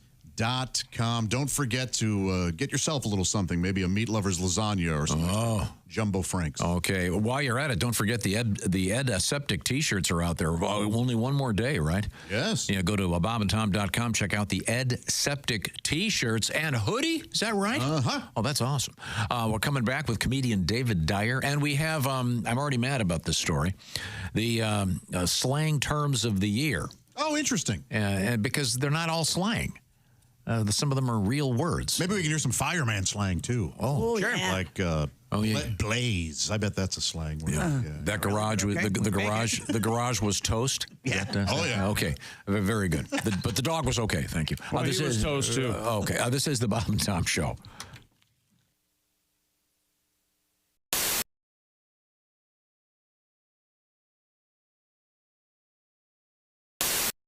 Tiki Barber here. Remember the days when I was a running back in the NFL? Well, if you're on your feet all day like I was, you get the struggle. The secret is orange insoles. Their insoles are like magic for your feet and body. They'll help you kick hip pain, sore feet, and lower back discomfort to the sidelines. Feel better, do more with orange insoles. But Bob, you brought a surprise for us today, did you not? Well, you know, we've been going over this debate on Twitter, at parties, about the movie Die Hard. Yeah. Oh, yeah. Oh, yeah, right. Is it a Christmas movie or is it not a Christmas movie? Yes. It's an action film. Well, I don't. Josh, I say it's a Christmas film. Ryan, I'm in on the Christmas film. Chick. I say it's not Christmas until John McClane drops Hans Gruber off the Nakatomi. Spoiler Nakatomi. That's right. That's right. Ace. I'm going. Holiday action. Holiday action. But it's Holiday still action. a Christmas Christy. It's a Kwanzaa movie. I think it's an action film. When you say Christmas movies, that does not spring to mind for me. No. Which one does? Elf. It's my favorite. Elf? Love Elf. Hi, I'm Buddy the Elf. What's your favorite color? Okay, but you know, Hope you to find me, your dad, any buddy. movie that has Thanks, Norwell. a Christmas scene in it is considered a Christmas movie. Okay, we'll give you that, I guess. It's a good thing to watch during the holidays. Mm-hmm. So, when I found out I was doing this program, It sounds like you got a flat tire on the side of the road. Yeah, it when sounds I like found out, my car broke down. Sounds like jury duty. when I found out I was doing Bob and Tom jury duty, Yes. I figured, well, I'll whip up something, Great. and it's about Die Hard, the Christmas movie. It's a Nakatomi Christmas. John McClane is in the air. Wife Holly Gennaro knows that John will soon be there. Douchebag Harry Ellis does another line of blow. Some dude's banging Blondie on a desk he doesn't know. John is pissed at Holly. She used her maiden name. Hans Gruber starts a shooting, and the party goes insane. All hell breaks loose, but our hero doesn't lose his head. To me, it isn't Christmas until these words are said. Yippee-ki-yay, motherfucker. Come out to the coast. Yippee-ki-yay, motherfucker. The LAPD's toast. Yippee-ki-yay, motherfucker. Hans Gruber doesn't know. Yippee-ki-yay, motherfucker. Have machine gun, ho, ho, ho. John McClane is barefoot. The bad guys shoot the glass. Our boy Roy gets pissed and kicks Edgar Winter's ass. They find the detonators, explosions everywhere. Nakatomi Plaza, gonna need a few repairs. Yippee-ki-yay, motherfucker. Come out to the coast. Yippee-ki-yay, motherfucker. The LAPD's toast. Yippee-ki-yay, motherfucker. Hans Gruber doesn't know. Yippee-ki-yay, motherfucker. Have machine gun, ho, ho, ho. That's right. Yippee-ki-yay, motherfucker. John needs a big promotion. Yippee-ki-yay, motherfucker. Hans Gruber dies in very slow motion. Spoiler alert. Spoiler alert. Merry Christmas, everybody. Oh, wonderful. There you go. Beautiful job. It shows what a guy can do in an hour. An hour? Yeah. Jeez. Mr. Grizz took me 4 days. Hi, this is Chick McGee from the Bob and Tom Show. Miss some of the show? Become a Bob and Tom VIP and subscribe to the audio and video podcast. The Bob and Tom Show, on air, on app, and on demand. This is Bob Cavoyan for Channel 13 in a special Olympic moment.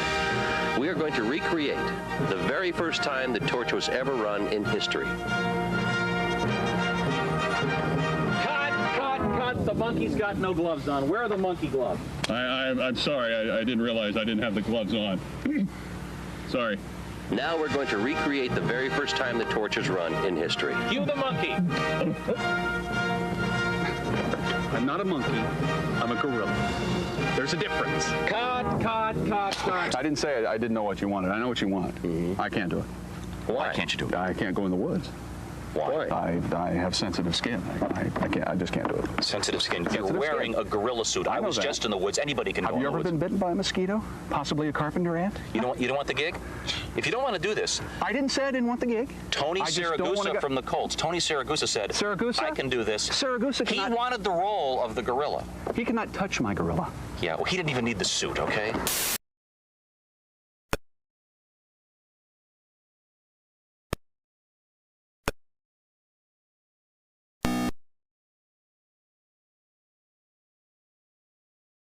Bob and Tom Show. Christy Lee is there at the news desk. There's Josh Arnold at the I Hate Steven Singer sidekick chair. Hi. There's Pat Godwin. Hey, chick. And a Ziploc bag for some reason. There's Ace Cosby. Hey. He's putting all of his old songs in there to keep them fresh for later. Oh, nice. All the ones that don't work, you see it's empty. Wait a second. I think there's a James Taylor joke in there. Oh, I'm Chick McGee, and hello, Tom. Hello. With us in the studio, comedian David Dyer. There he is. Dave is also a fireman. Yep. At a semi-advanced age, he decided to become a firefighter. Oh, that was a shot. Well, no. Semi-advanced age. Of course, very capable. I know what I'm doing. No, I think it's great. You were, when you're, 40s? 48 years old, you decided to become a fireman. And you have been you're telling us about some of your adventures. Yeah.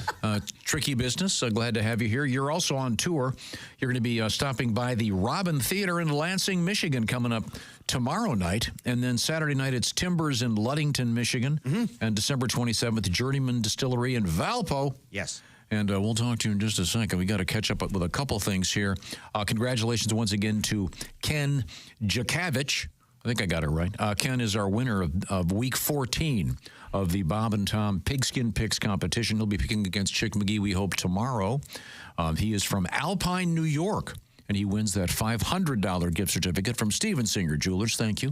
And you can join and be a winner, too. Remember, let's see, week 15 starts tomorrow evening. So get those picks in. Just pick. You don't have to pick against the spread. Get the picks in today or tomorrow at bobandtom.com/contest. Now, we were talking about a couple things in the news. We have the Color of the Year and the Slang Words of the Year awards. What do you want to do, sir? I'm upset about the slang words of the year. I was just going to say I have the most problems with the slang word, and I don't even know what the color is. Oh, you're going to have a problem with the color, too. Oh. Yeah. I don't like demure. That's the slang word of the year, right? That's the number one slang word? Unscrambler.com has released the top 10 most searched for slang words in 2024. After analyzing Google search data, the site found that slang terms Americans looked up the most over the past year were... You were right. Demure, number one. But demure's not a slang word. But it became a slang term because of Jules Latour, yes, the TikTok girl who became very famous. But we can't argue. We can't argue. This is a search engine. These are young analytics. People. It's people. The amount of times they were searched. Right. These are hardcore numbers. You can't change numbers. No, but you can. The category shouldn't be slang. But it's used in a slang way, I think. But this is where I would have to look it up. We got bogged down yesterday because we never got to any other words because we're mad at demure. Let's let her continue. Okay. Number 2, Sigma. Oh, Jesus Christ. Sigma. Sigma. Now, that's the stuff that gets kind of gooed up downstairs. That's smegma. Oh. Crotch cheese, I believe. What is a Sigma? A lone wolf. Sure. I mean, someone who operates outside traditional social hierarchies, an alpha male. Yeah. Or a Greek. Has anyone? Yeah, I mean, that's. Exactly. Hang on a second. Has anyone heard that used in this context? Never. No, but I'm not on TikTok and stuff. So. Yeah, we're not young. Okay. I just have to trust that this is. Well, why don't we just keep lone wolf and don't worry about having. British GQ traced the term's origins back to the so-called manosphere, an online subculture for misogynistic beliefs. Right. Which is so. I have questions about that myself. If someone uses the word manosphere, I am out of here. And what's considered misogynistic these days is, I just wonder. I don't want to comment because the manosphere could be an awful, awful place. At your doorstep when you get home. It sounds like a bar in Greenwich Village in 1970, 78. Right next to the Ramrod. I heard you running your trap about you got a problem with the manosphere. No, fellas, no. Is that right? You're gonna love. Wasn't that the Village People's album in '82 after the movie Ready for the '80s bombed? Ready for the '80s. You love that bombing, don't you? I don't remember that movie. I believe Bruce Jenner was in it. Huh. And Valerie Perrine, I think. Oh, is that this right? wasn't the skating one, was it? Do I have that? No, that's Xanadu. Xanadu. Xanadu. That had Gene Kelly in it. All right, the next one, number 3, Skibidi. Well, no, we had that one. Really? Oh, that's like that was the singing toilets. Yeah. Oh, that thing. Okay. Yeah. No, Skibidi's an old woman who skates. That's why I asked. No, it really apparently has no inherent meaning, but can be used to describe something as cool, bad, or dumb, depending on the context. That was a huge video. Even I saw that one. With the toilets with the heads in them, whatever. Of course, very, very silly. Yeah, 4 is Haktua. We all know about that one. Oh, okay. Yeah, because of our friend in Tennessee. I don't know this one. Sobriquet, which is not a slang term. I didn't even have a chance to say it. Sobriquet, yes. A nickname or descriptive name Is it given to a person or thing. SOBRIQUET? Yeah. Yeah. It's a real word. What is? How do they use it, Christy? A nickname or description, or descriptive name, rather, given to a person or thing. That's the definition of it. That's just another word. Huh. Yeah. I mean, maybe if you... It would be slang if it were referring to a woman who doesn't drink that's used to be an alcoholic. Well, now she's a sobriquet. Right. But it doesn't. Interesting. Okay. Schmaltz. What? Schmaltz. Oh, schmaltz. Isn't that a Yiddish word? Yeah, that's Yiddish. It's got to be Yiddish. Okay, I use that one a lot. Really? Yeah, things can be schmaltzy. Very broad, yeah. Yeah. But again, not... Refers to excessive sentimentality or melodrama. Yeah, this is... Schmaltz. Again, a regular word. Again, that's been around for a long time. No, that's Yiddish slang, though, right? Yeah. Sen, S-E-N. All right. Slang for self. Oh. No, I'd never heard that. Yeah, self is too hard to say. Yeah, oh, yeah. Yeah. We're cutting letters out. We're streamlining. All right. Cats, So how would you use sen in a sentence, please?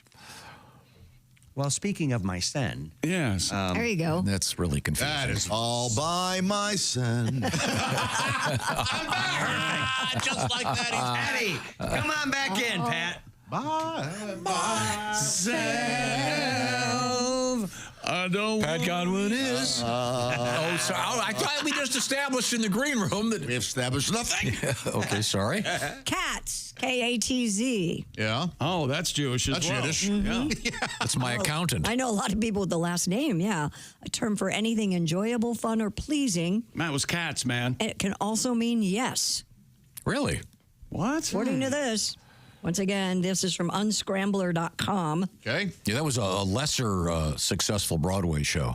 Yeah. K-A-T-Z, Cats. Yeah. It was about a bunch of accountants at April 14th. Number 9. Boring. Number 9 is definitely not slang. Wavre.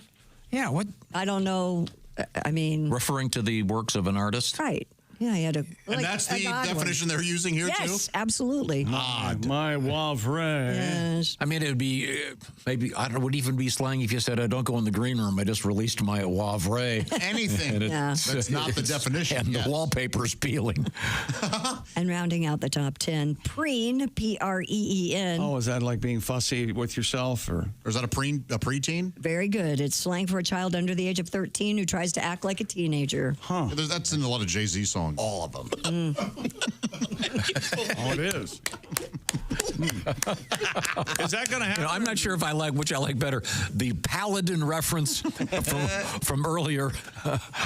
We've had 2 really obscure black and white television references this morning, but Preen, that's very funny, Josh. Thank you very much. So there you have it. The slang terms, which I agree, Tom, they're not all. It's interesting. The category should be what words were looked up the most for Google search. That is essentially what it said, yeah. For the slang words. Yeah. Okay. It is funny that 2 of them, at least, are just the strict definition. Yeah. Not slang.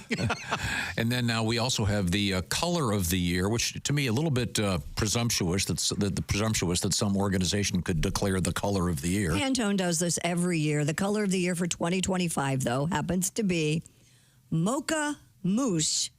The company said Pantone 171230 Mocha Mousse is a warming brown hue embedded with richness. I have it pulled up here. So M-O-C. So what does that look like to you? Looks like pudding.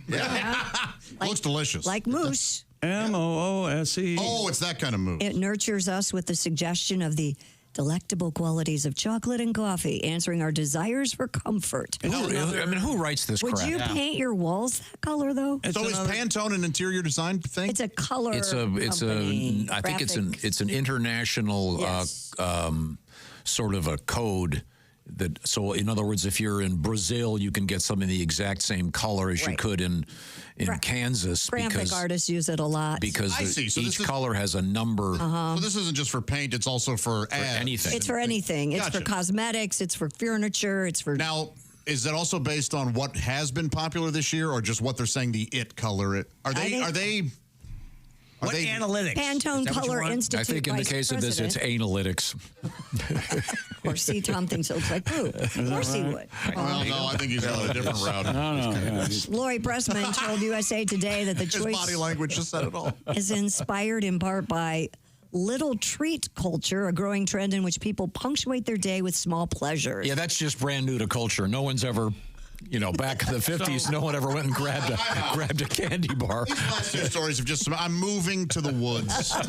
So this is why. Mocha mousse is sophisticated and lush, yet at the same time an unpretentious... See, this is what happens when someone majors in art history. They have to use this crap, this terrible language later on. It's dark khaki is what it is. It's another shade of brown. Mud. Yeah. It looks like soft serve ice cream, kind of. It does. I mean, it looks really delicious, whatever we were looking at. I'm hungry. Yeah, but I don't think they have it in like a pudding cup. Yeah, but you wouldn't want to paint your kitchen that color, or you wouldn't want to. I remember I had a friend. Maybe an accent wall. I knew a guy that was rather well off, and he had a Armani suit made, and I remember it was a little lighter than that, and it was this beautiful suit the color of baby poop. Yeah. Man. He liked it, huh?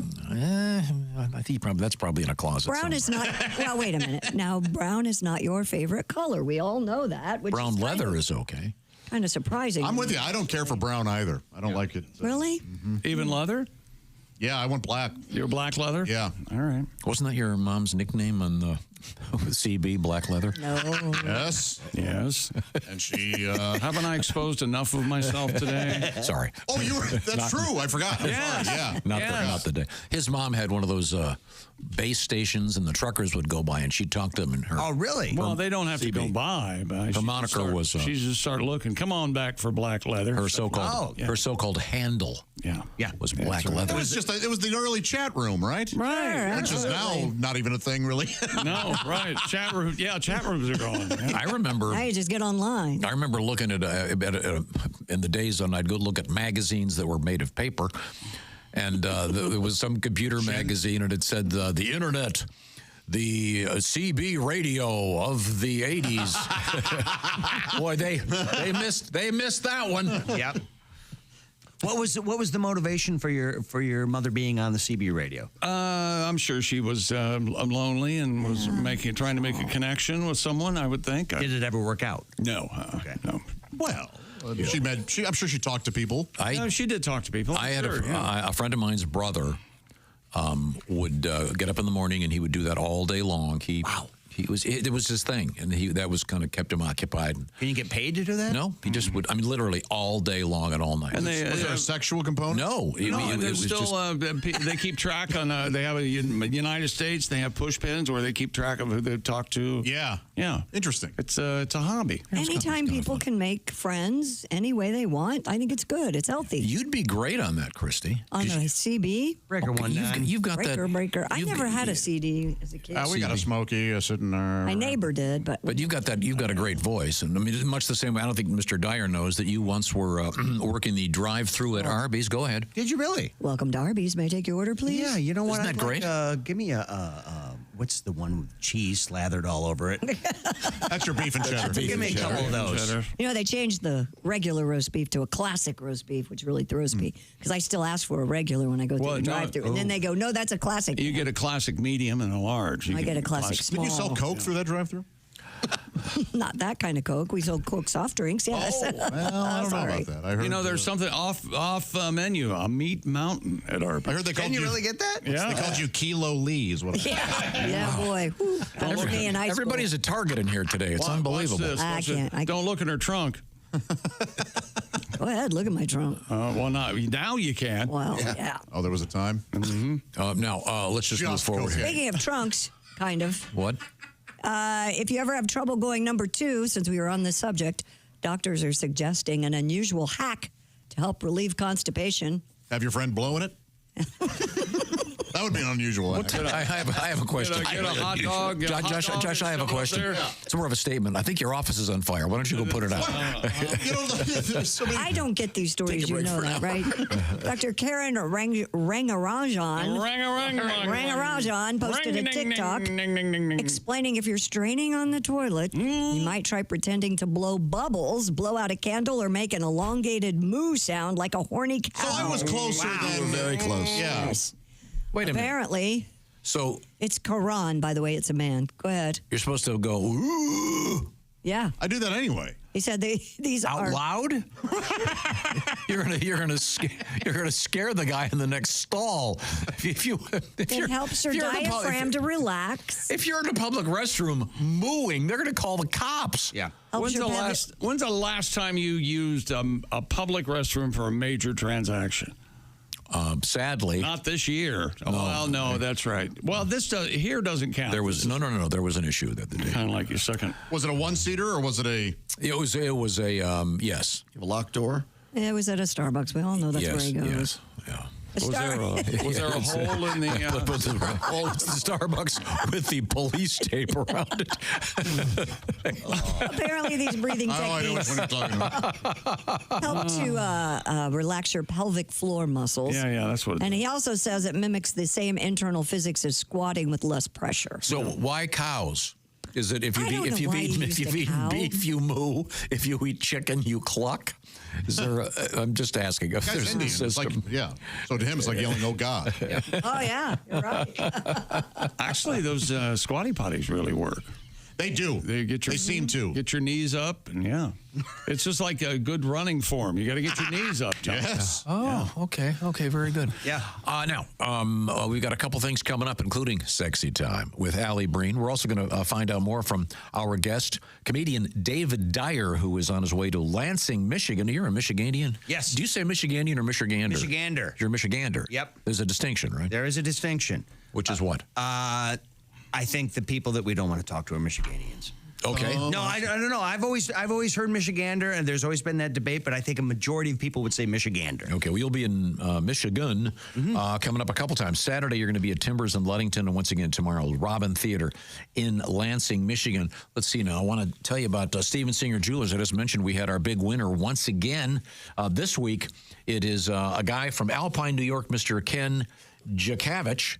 He was our big winner of the Steven Singer gift certificate. You can enter to win for week 15 right now. You've got till tomorrow evening to get your pick your winners in pro football.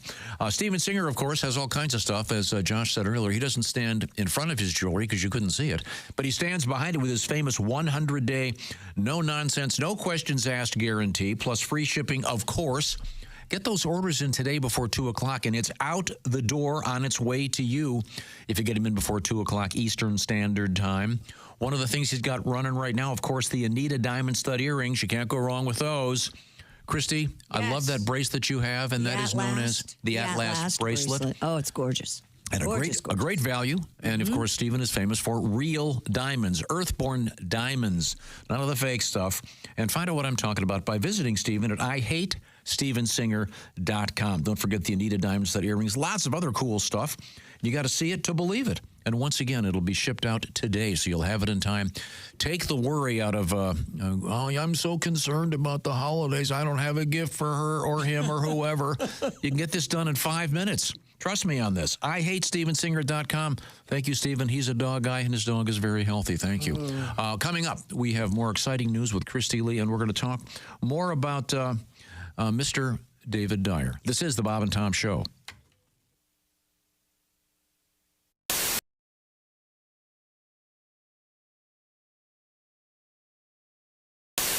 Music? Yes. Denmark's Prime Minister. Christy, Thank you. What? Oh, I'm sorry. Zamfir is back. Oh, that's lovely. What do you talking? We need the slide whistle Christmas. Oh, man, do we. Start writing. I feel sorry. With perennial favorites, Frosty the Snowman. You might want to start it lower. What else you got? Do you hear what I hear? Not even close. Not even close. Not even close. No. What about Jingle Bells? Oh, I would buy this album. And finally, in its entirety, the 12 Days of Christmas.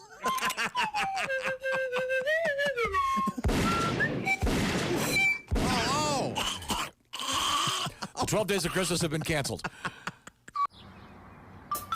Is that Chick McGee? Why, it sure is.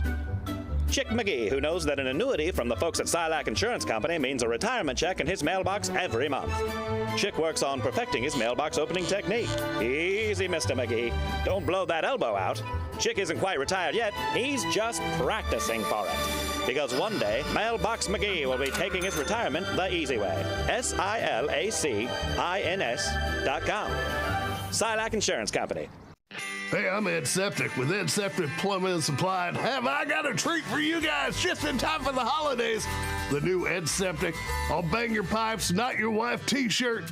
All proceeds go to charity. You know her, she dances the lunch shift down at the Hip Hugger. These things are soft, they're comfortable. If you don't believe me, check out this celebrity endorsement. Ed, I know I'm doing it. Folks, get one of these. I guess, they have different sizes, and there's a hoodie version too. It's if you buy one, it'll help shut Ed up. Get them now, because they're going fast. They're only available till this Thursday. After that, they're like a clog I dealt with, gone forever. Order one today at bobandtom.com.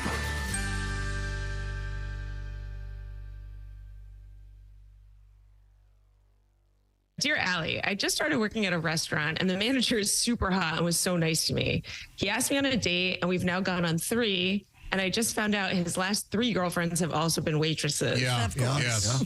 Yeah, of course. Now I feel really stupid, but I do really like him. I think I might be different. What do you guys think? Hey, don't laugh at this girl. No. I know you're different. I know why you're laughing, because we've all. I've been and there. you've been there. Yes. Been there, yes. Yeah. I'm different. Yeah. We all have. Yes, exactly. This couldn't be more. What do they call that? Central casting. Yeah, I mean, this is most restaurant managers pull this. Yeah, you're not different, and as soon as the next hot waitress is but there's hired, no reason for you to feel stupid. There really isn't. Yeah, you can keep having fun, right? Sure. Right? Like, And the reason this happens is economic. And it's because if you've ever been in this business, you know that the managers all end up quitting and becoming waiters because they make more money. They watch every night. The waiters and waitresses walk home with all the cash. In the meantime, they're bossing everybody around and not getting all the tips. You see, so this is their perks in other ways. They take their perks in other ways. Other ways. Thank you. It starts with an which is tax deductible, but yeah. Oh yeah. Who knows? Maybe this is the one. But I didn't know there was a kiddie tax. I mean, I hate to agree with Alsman, but maybe just have some fun. Yeah. Don't feel stupid. Don't take it seriously though. Enjoy it, but don't get involved. I got a couple suggestions.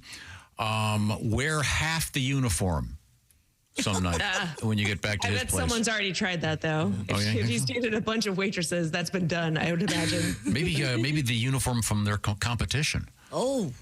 I'm a bad girl. Yeah. I'm a bad Applebee's girl. I work at Chili. It's going to come work for you.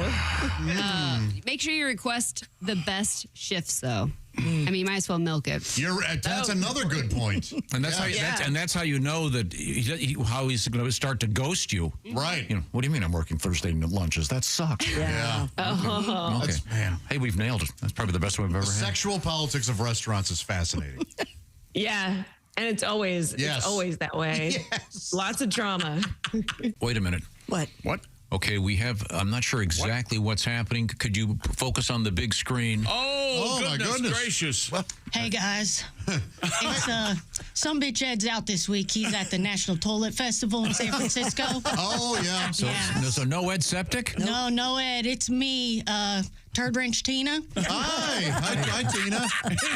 Is that right? Yeah. Okay. He's out there in San Francisco for the Toilet Festival. Did you guys know that's where the Golden Gate Bridge is? No. I think it's the Golden Gate. Oh, my bad. Yeah, okay. If you didn't know, Ed Ed is my stepbrother once removed. And the once removed part comes from the time that Meemaw found us behind the shed and had to get the hose out to separate us. I see. Yeah, that was the last time we played pipes and drains again. Oh, I bet. Yeah. It was the last time I played with pipes at all. Turns out that the flapper valve is more my speed. Oh, really? Who knew? Yeah. So basically, unlike that sumbitch Ed, I'm gonna fix your pipes and bang your wife. A small upcharge. I'll send you one of those cell phone videos when I get on back up to the shop. Oh, nice. All right. Exciting. I'm gonna let you guys get back to it. Thanks, Tina. Thank you. Third wrench Tina. Third wrench Tina. Wow. All right. How about that? Good to know.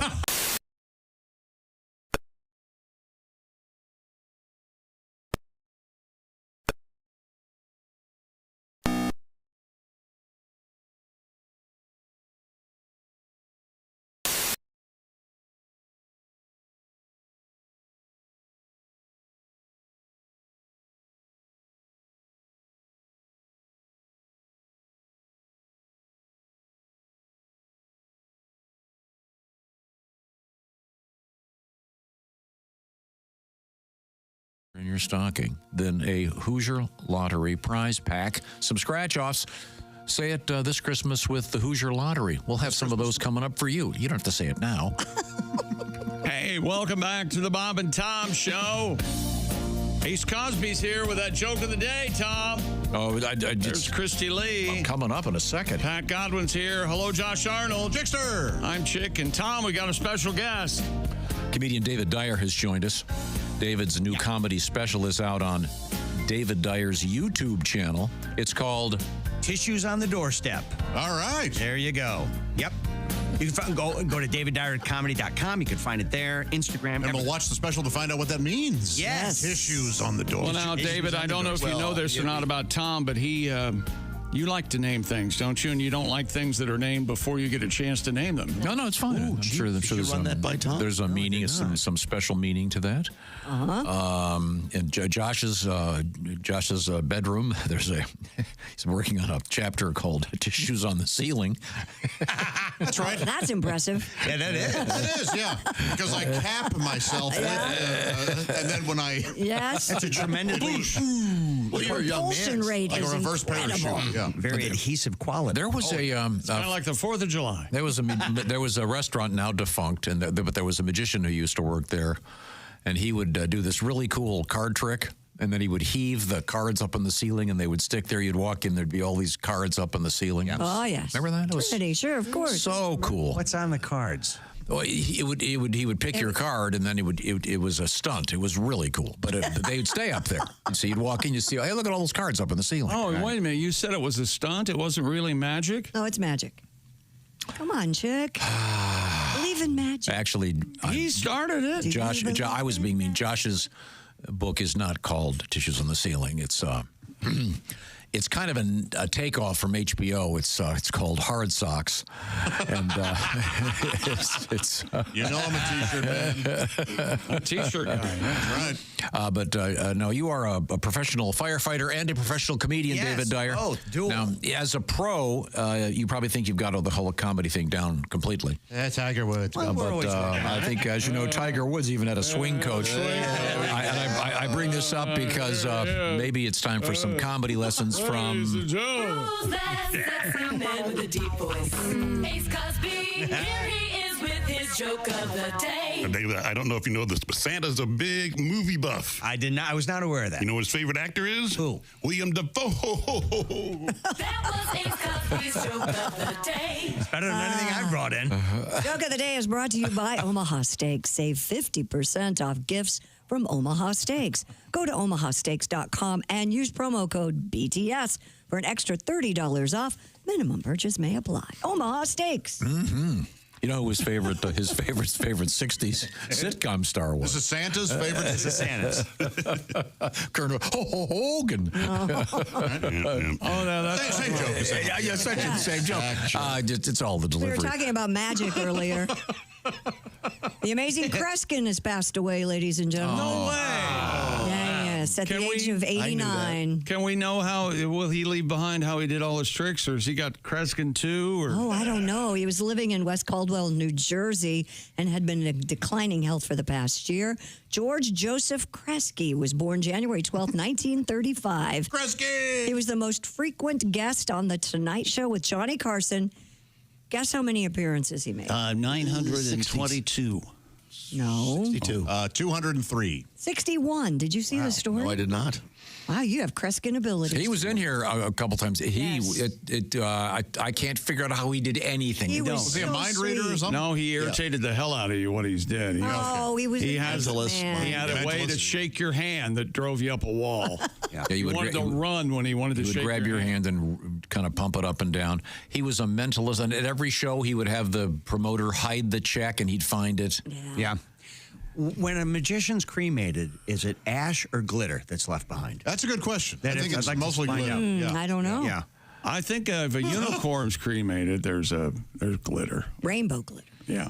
Now, is a mentalist and a magician, they're different? Yeah. They're different, very different. So Kreskin was a mentalist, Yes. not a magician. And Did he bend forks and stuff? No, that was spoons. The forks. That's what's that guy's name? Geller. Israeli Yuri Geller guy. Oh, okay. Israeli. He is. The first thing I was trying to think of his name. He's Israeli. Yuri Geller. Yuri That is a Geller. very old school thing. You know, that Irish fellow. That Portuguese guy. Yeah. So his was the ESP kind of It's from thing. East Germany. You remember? Read your No, mind. I could write down a word and go, hey, Kreskin, what did I just write down? Yeah. He would go, turd or whatever. No, that would be Tom. Is that your go-to? When you write a word down? Yeah, I just thought he was really great. I mean, obviously, fascinating. Carson loved magic because he started as a magician, as did your buddy Dick Cavett, and Carson loved having him on. I can't find out how he did anything. I could never figure it out, but it was very exciting. So sad to see him. The Grim Reaper continues. By the way, did anybody know he was still alive? No, I didn't know he was still Of course, you assumed he was alive. dead. Yeah. Oh God! No, bookings had tailed off. Do you remember the knockoff we did on him? No. I remember the amazing Crisco. Is that what we're talking about? The amazing Crisco.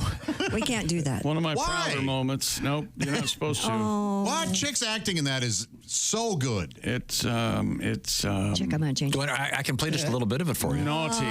Okay, this is No, you shouldn't. a knockoff of the amazing Kresge. Kreskin. No, I'm sorry. This is the amazing. Here you go. Because wasn't there a low rent? Just play it. Wasn't there a low rent Radio show, this one, yes. No, department store. Yeah, Kresge's department Kresge's. store. Okay, here we go. There's the knockoff. Coming soon from Bob and Tom Television. For years, he's been appearing in sold-out shows around the world. Ladies and gentlemen, it's the amazing Crisco. Thank you. All right, ladies and gentlemen, as you can see, my blindfold is secure. Now my lovely assistant, Stefan, will bring out the first object. Here it is, audience. Please, I need complete silence to concentrate. All right, Stefan, insert the object. Here you go, Crisco. Oh, my. All right, it feels like it's a bowling trophy. I believe it's from the year 1978. No, 79. Oh, and it's the runners-up trophy. Ladies League, Wednesday night. His act is like no other in show business. He's the amazing Crisco. And you won't want to miss his famous audience participation segment. And now, this is the part of the show we like to call Stump the Rump. Sir, what is your name, please? Dean Metcalf. All right, Dean, do you have some sort of common object on or about your person? Yeah, I guess so. All right, Dean, I'm going to turn around, and you know what to do. I'd rather not. Come on now, Dean. You've got to play along. Right, audience? Gee, Crisco, I'm not so sure. Now, Dean, come on. I've got my feet set. Okey-dokey, Crisco. Here we go. Oh, that's a toughie. Let's see. I believe it's a credit card. American Express, card number 378-245-786-982-2018. Your middle initial is C. How do you do, Dean? Wow, Crisco, that's it. You sure are amazing. All right. right, and here's your card back to you. Tell you what, Crisco, why don't you just keep that? He's the amazing Crisco. Coming soon to Bob and Tom Television. Now it's time to get behind the man with the retentive mind. He's the toast of San Francisco. Bottoms up. He's the amazing Crisco. Very nice. And people accuse me of overproducing things. Play a little bit of that. Yeah, we're going to play a little bit. Had a jingle and everything. I'd forgotten about that. I want a Stefan spinoff. Oh, yeah. That'd be all right. Oh, he's very good. He's here. That's his. He nails it. I'm sorry. And real quick for you, Michael Cole passed away from Mod Squad. Yesterday at the age of 84. Pete, I forget what his last name was. Lincoln Hayes. Lincoln Julie. And Was he the white guy, the black guy, or the girl? He was the white guy. I think the phrase was one white, one black, one blonde. Yeah. Mod Squad. Now is it, I think. Way ahead of their one time. dead, one dead, one dead? Sadly, yes. Yeah, okay. Julie's still alive, isn't she, No. Peggy Lipton? No. Oh. Murder. Yeah. It was This is the Bob and Tom Show.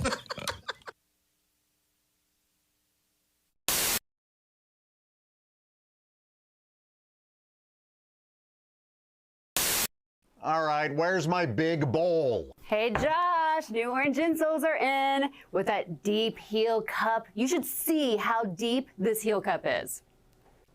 Deep heel cup, you say?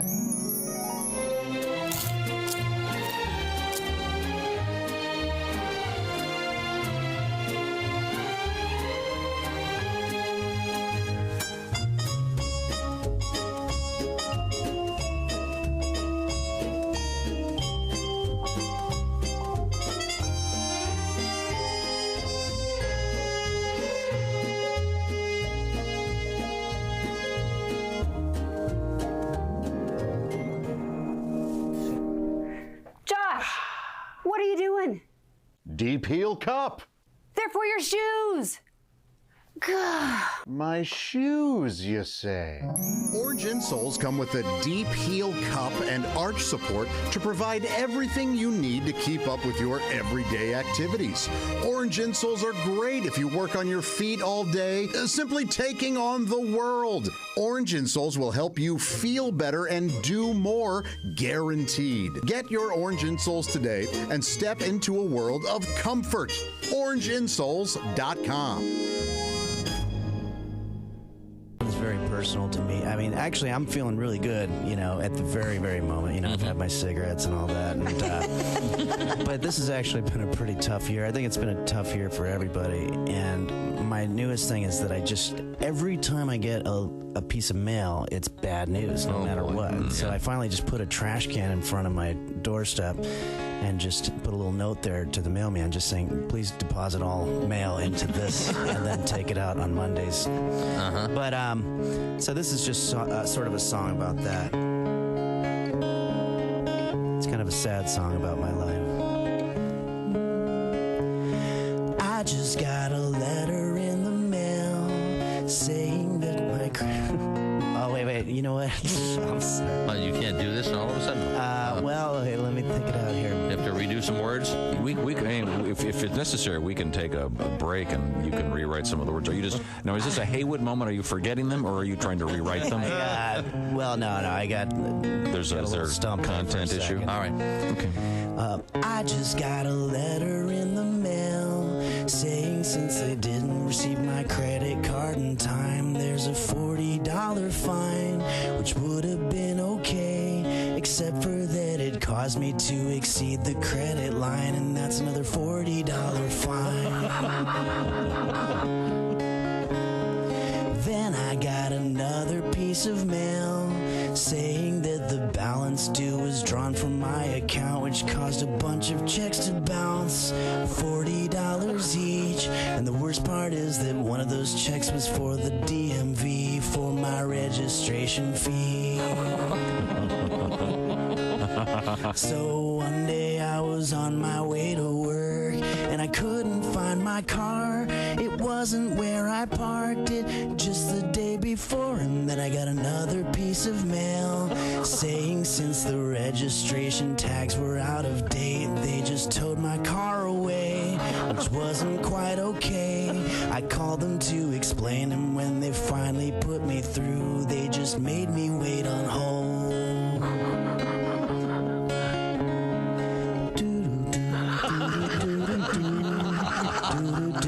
After 40 minutes I hung up because I had to go to work, but then I realized if I don't have my car, then how am I gonna drive to work? So I got fired from my job. So here I am living in a box underneath a bridge in a quiet little town, and I take a look around and things are quite okay. I don't have any bills, and the best part is that I don't get any mail. Henry Phillips. When you become a Bob and Tom VIP member, you get more and less. Wait, what? Which one is it? More or less? It's both. VIP members get more stuff to hear and less commercials to not hear. So Bob and Tom VIP is a good deal? Yeah, more or less. Become a Bob and Tom VIP member. First step, click the link at bobandtom.com. I am amazed at the women who do that. At what? I was with a friend who will go We are, nameless. you know what? Us as guys are also amazed. And he goes, Yeah, exactly. So I'm This guy, So Christy, you're talking with one of your not boyfriends, but just male a guy friend, Yeah. and he goes, I can get a woman to send me a naked photo within the next 10 minutes. And? I go, no way. 8.5 minutes later, bing. Wow, Monsignor, that is impressive. Okay, that's less than 8 minutes. What happened now? Sent me a video of their Go ahead, show that. ex-girlfriend. No, show it to Tom. Why can't you? I don't want Christy, cover your eyes. Oh, I've seen it all before. No, Wow. Evidently, she's lost her keys. Oh, my Lord, that is... Yeah. Does that look like something out of the movie Dune or what?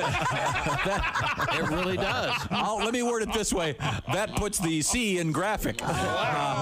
We must. I've got to. Wow. I've got to go. Hold on a second. I've got to go. That is a slut. I've got to. That is an ex-girlfriend. That's not someone making a sandwich, even though it looks like it. Wash your hands and make me a cheese sandwich. Mommy, why is that woman massaging two pancakes? Wait a minute.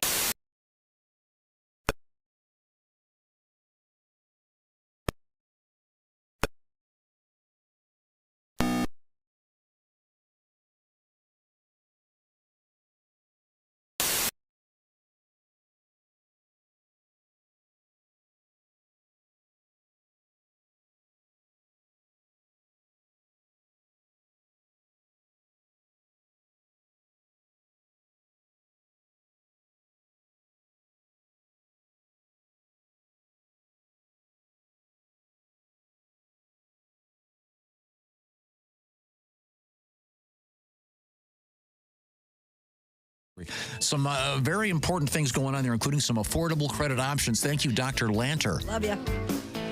Welcome back to the Bob and Tom Show. Christy Lee at the Silac News Desk. Hi. Jessica Alsman joins us. Hi. There's Josh Arnold. Hi. At the I Hate Steven Singer sidekick chair, there's Pat Godwin. Hey, Chick. From the performance room, there's Ace Cosby. Hey. I'm Chick McGee at the Dude Wipes Sports Desk, and here's Tom. This is radio. You can't see it, but Pat has been exiled to what we used to call the Nuremberg room. No, it's a That was from my performance fire and rain room. joke. Yeah. It's performing. I like it. He's by himself in there. You still have your guitar? Oh, yeah. Okay. A little chilly? Maybe we can get a song coming out of you. We have comedian David Dyer has joined us in the studio. David is also a full-time fireman. Double D. And you were telling an exciting story about putting on a big garage fire over the summer, 4th of July. Use the deck gun. Can I speculate just a little bit? Yeah. 4th of July fire. Any fireworks involved in this? Well, we can't legally talk about Okay, this. then never mind. Never mind. I'm just guessing. As a firefighter, Dave, you ever get bored and then kind of just start a fire somewhere so that you have something to do? Not personally. I make phone calls. Oh, God. Listen, we got Okay, thank you. It's very Speaking of fire departments, we have the fire department in Cleveland in the news. What the hell are they up to? Well, members of the Cleveland Fire Department saved the day for an Ohio couple after now, have you ever had a situation like this? Her engagement ring fell into a sewer during a photo shoot. WEWS reports Nikki Mack and Corey Burbitsky. Nikki Mack, when are you coming back? Were posing for their engagement photos at the Cultural Gardens when Ms. Mack's ring slipped off her finger, rolled into a nearby sewer drain. And though they could see it, they could not reach it. So firemen responded to the scene and fished the ring out of the drain. Here's a joke for Ohioans. Cleveland, Ohio, the Cultural Center. Hey. Okay. Boy, I bet that's killing right now in that state. I doubt it. They're laughing. Oh, man. I've not had that situation, but I have had to fish ducklings out of a sewer. Oh, you're a good man. Now, here's another thing. I have had to cut an engagement ring off a kid's finger.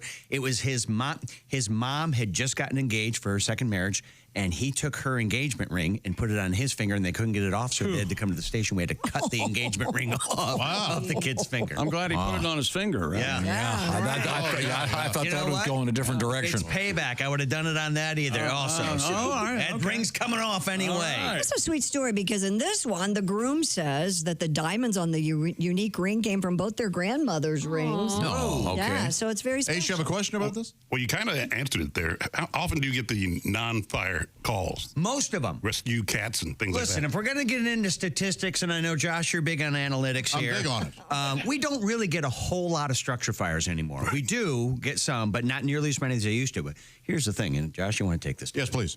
The fires that we have today are much more dangerous than they used to be because the chemicals and the products that are used in building construction these days, so they burn a lot hotter, they burn faster, there's more carcinogens and stuff like that. It is true. So while we don't get as many fires as we used to in the fire service, the fires we get can potentially be a lot more dangerous. Very tricky. I'm talking about the non-fire calls where you got to rescue somebody. I know where you were going. I was trying to make it interesting. No, but we were hoping for, but we do some lady's boobs flopping out trying to catch her cat. Yes, I am an EMT. Yeah, because a lot of calls are EMT calls, yeah, right? a lot of medical calls, things like that. Sorry, I'm turning about rescuing real people, saving lives. I want to talk about jugs flopping around on a windshield. Well, of course you do. I'd love to see that. That'd be a rescue I'd go on. That'd be a good day as a firefighter. Not jugs, hammers. Sorry, I'm sorry. But yes, we do get a lot of other kinds. So elevator rescues, all sorts of stuff like that. People get locked in elevators and all. Have you ever been part of a firefighter calendar? No. During the 75 hard thing, I probably would have looked good for that. But today, you might want to zip past great, that David. month. I think you'd look great. So thank you. Appreciate it. I wouldn't mind maybe you could do a special one because you have the shaved head thing going. Yes. You could do just strictly bald firefighters, just their heads. Okay, I don't think it'd sell well. But not to mention, at my age, it's a very speckled head. Yeah, just a calendar of pates. Yes. I've never met anyone so unaware of how they appear than Tom Griswold. Got a baseball cap on, of course. Do you wear a baseball cap a lot? You know what? Here's what I do. Sometimes I do. This is what I try to do. This is ridiculous. Yes. I did this in an attempt to try to ingratiate myself to the younger generation. I bought a flat brim baseball cap. Yeah. I look like a moron. You look like the substitute teacher who's trying too hard. I look so desperate. You know what I look like? I look like I have that thing on. I look like I only get to see my kids every other week. And it's supervised. Yeah. It's so desperate. It's just a horrible look. Yeah. But, and I still kept, a lot of the kids, they keep the sticker still on the brim. Sure. Yeah. I did that, but it was solely for the fact that I may want to bring this back. Yeah. For returning. Yeah. Is that still a thing? The flat brim? Is that? Yeah. Oh, okay. That's how you're in. I like the one that's like half falling off and kind of tilted. Yeah, that tells me. Yeah. Oh, boy. Yeah, probably. Do you wear a hat 90% of the time? Probably. It's cold up there. You do lose a lot of heat. Yeah. You do lose a lot of heat. It's astounding how much heat you lose. Yep. Because I'm now a bald guy, and it's boy. You're not bald. No, I am. Balding. No, yeah, you're right. There is still more balding to happen, but I'm bald. Yeah. You know, you're supposed to keep stickers on your hat for quite a while, I think. Why? What is that? What I'm is not the doing reason? That's you're supposed to. I don't know, to prove that you bought it. I guess I don't know. Oh boy. And it's always that holography looking sticker. Yeah, no exactly thanks. right. Yeah. No thanks. Now, Christy Lee is at the Silac Insurance News Desk. Have we missed anything? Oh, we've missed a lot. How about the electric lollipop? Would you like that? No. Scientists have created a so-called electric lollipop that brings Doesn't that sound like a band? Yeah, or a Christopher Street club. Or LSDs in the lollipop, or you want an electric lollipop? Yeah. Yes. This brings taste to virtual reality. The term from the City University of Hong Kong described the VR mouthpiece as a portable lollipop-shaped taste interfacing system. It features adjustable taste generators that can produce 9 different flavors: sugar, salt, citric acid, cherry, passion fruit, green tea, milk, durian, which is a fruit, and grapefruit. No, thank you. Each of these flavors are delivered through food-grade chemicals that are embedded within tiny gel pockets on the device. So it's not. So this is fraud. Well, when they're stimulated by an electrical current, the chemicals mix with the tongue's saliva to produce the flavor. Okay. The point of this is what? You can add taste to when you're watching virtual reality, I guess. When you're eating cereal. So when you're watching porn, depending on what's going on, you can make it taste like trout. This was Well, trout wasn't one of the flavors. This was a bad day to rent Ass Eaters Unanimous. Is that right? They have a popsicle-shaped one for the ladies. Okay. Wow. Well, thank you very much. Now, it's time to check in with the NFL. What's going on? Make your holidays bigger and brighter with Prize Picks, the best place to get real money action while watching your favorite sports. With over 10 million members and billions of dollars in awarded winnings, Prize Picks has made daily fantasy sports accessible to all. The app is really simple to use. Just pick 2 or more players across any sport. Then you pick more or less on their projected stat, like passing touchdowns, rushing yards, and you could win up to 200 times your money. Join now, because this holiday season, Prize Picks is giving away 2 free picks in December, and they're giving away $30+ million in rewards during Pixmas. Check out Prize Picks, America's #1 daily fantasy sports app. Available to play in more than 40 states, including California and Texas. Download the Prize Picks app today. Use the code TOM and get a $50 credit instantly when you play your first $5 lineup. That's code TOM on Prize Picks. Get a $50 credit instantly when you play $5. You don't even need to win to receive the $50 bonus. It's guaranteed. Prize Picks, run your game. Must be present in certain states. Visit prizepicks.com for restrictions and details. Thank you very much, Chickster. Have some fun with Prize Picks. Have some fun with comedian David Dyer. Coming up tomorrow night, he'll be in Lansing at the Robin Theater, and then you're going to be doing something in Ludington, Michigan.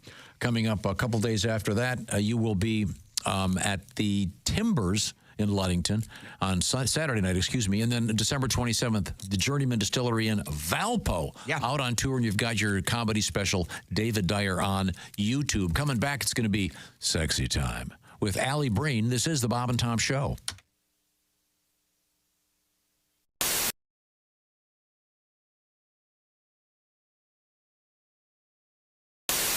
All right, where's my big bowl? Hey, Josh, new orange insoles are in with that deep heel cup. You should see how deep this heel cup is. Deep heel cup, you say?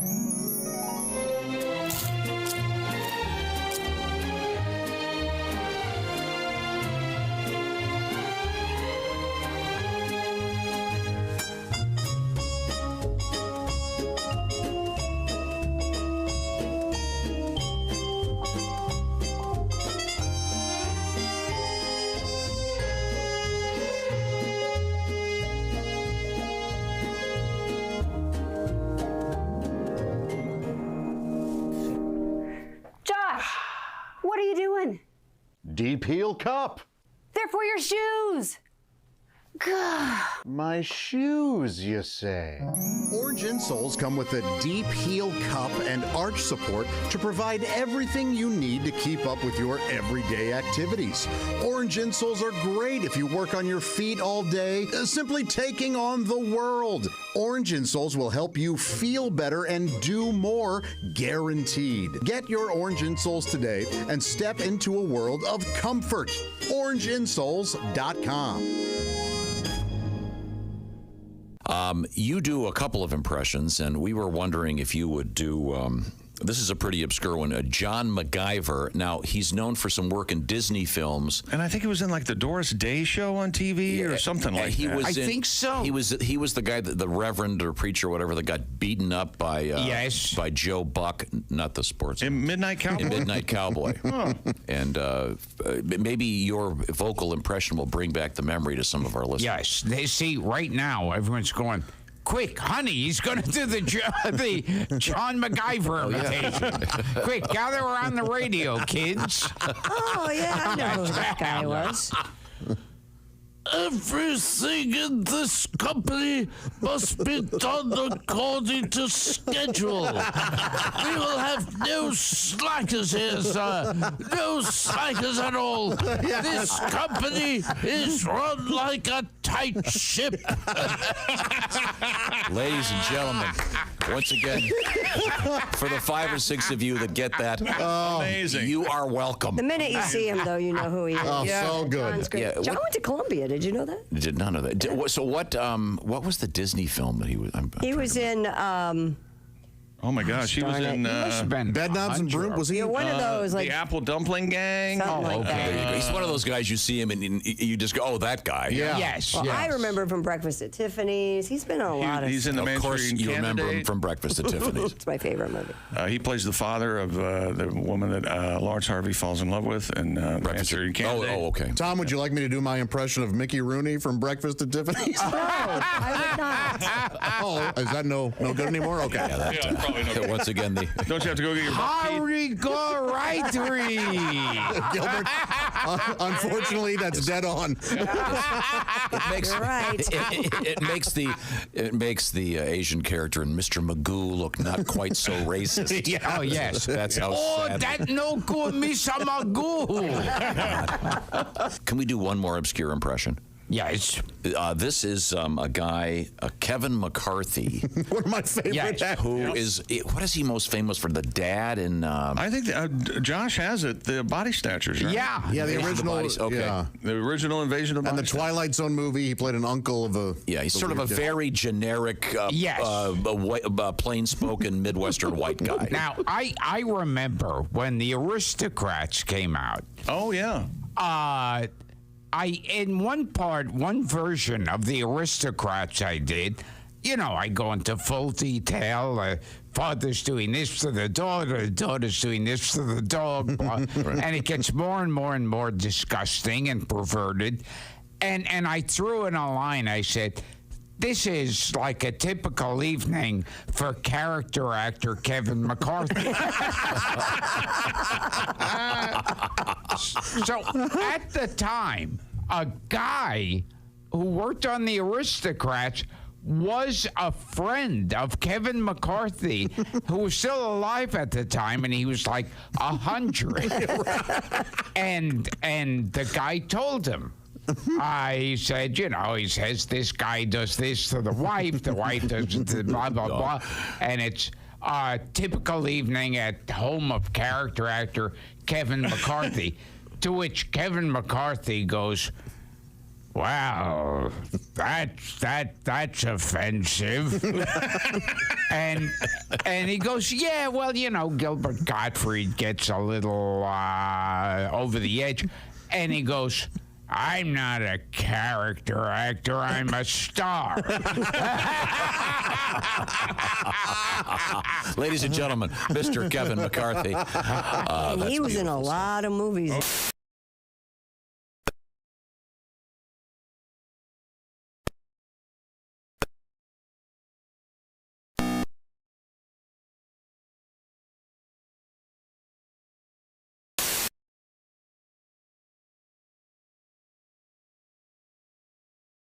Show. Hey. There's Tom Griswold and Josh and Ace, Christy, Jessica Alsman. There's Pat. Dave Dyer joins us. It's time to immerse ourselves in the love pool. We're going to check in with Alli Breen in New York City with our special segment we call Sexy Time. But before we get to you, Alli, I know you. Can you hear me okay? I can, yeah. Okay, you guys hear me? Yeah, we have a little treat joining us in the studio. You may have seen him on the calendar. He's fireman Dave Dyer. Yep. And Dave, I believe we have a special treat for Dave because he is a professional fireman, of course, and a little something for you song-wise. You want to explain what this is? Yeah, Alli, did you know that Dave Dyer's a fireman? I just heard, yes. He's probably a huge fan of the Springsteen song Fire. Don't you love the song Fire? You and Todd, when you're at the station, those late nights, put on a little fire and just dance, slow dance, and hug. So have you ever heard the first draft of this song, David? No, I have not. Like this. Breaking up leaves after school, burn them in a pile with diesel fuel, oh no. Flames getting higher. Ooh, I'm on fire!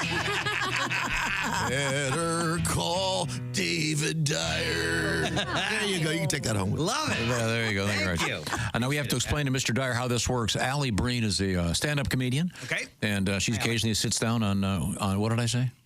Did I say Alli Breen? I got it right. Okay. She occasionally sits down on television, and she gets letters. She gets letters from people about their love lives, and we're going to fix them. Oh, good. So you can for anyone. Feel free to weigh in. What have you got there, Alli? Oh, God. Dear Alli, I found some women's lingerie shoved into a corner in my husband's closet. I don't know if he's wearing them or pleasuring himself to them, but either way, they're not mine, and I don't know how to handle this. Is there any innocent explanation? What should I do? Oh, yeah, there's an innocent. He could have bought it, and that's what he likes. Just ask him. Wadded. Yeah. Just watch it. Josh, Watch it. Mr. Communication. Yeah, there you go. Or smell them. Is it your scent? Yeah. Yeah. Oh, Yeah. Man. Maybe just wash them and put them out on the bed and be like, I found this beautiful lingerie. And then see what he says. Do it as if you're doing laundry. Exactly. I don't know what this is. Was this for me? Yeah. Do that. Yeah, that's what I would think. Maybe. What are you bugging us for? I mean, there could be a number of. Oh, yeah. He's having an affair. Well, Yep.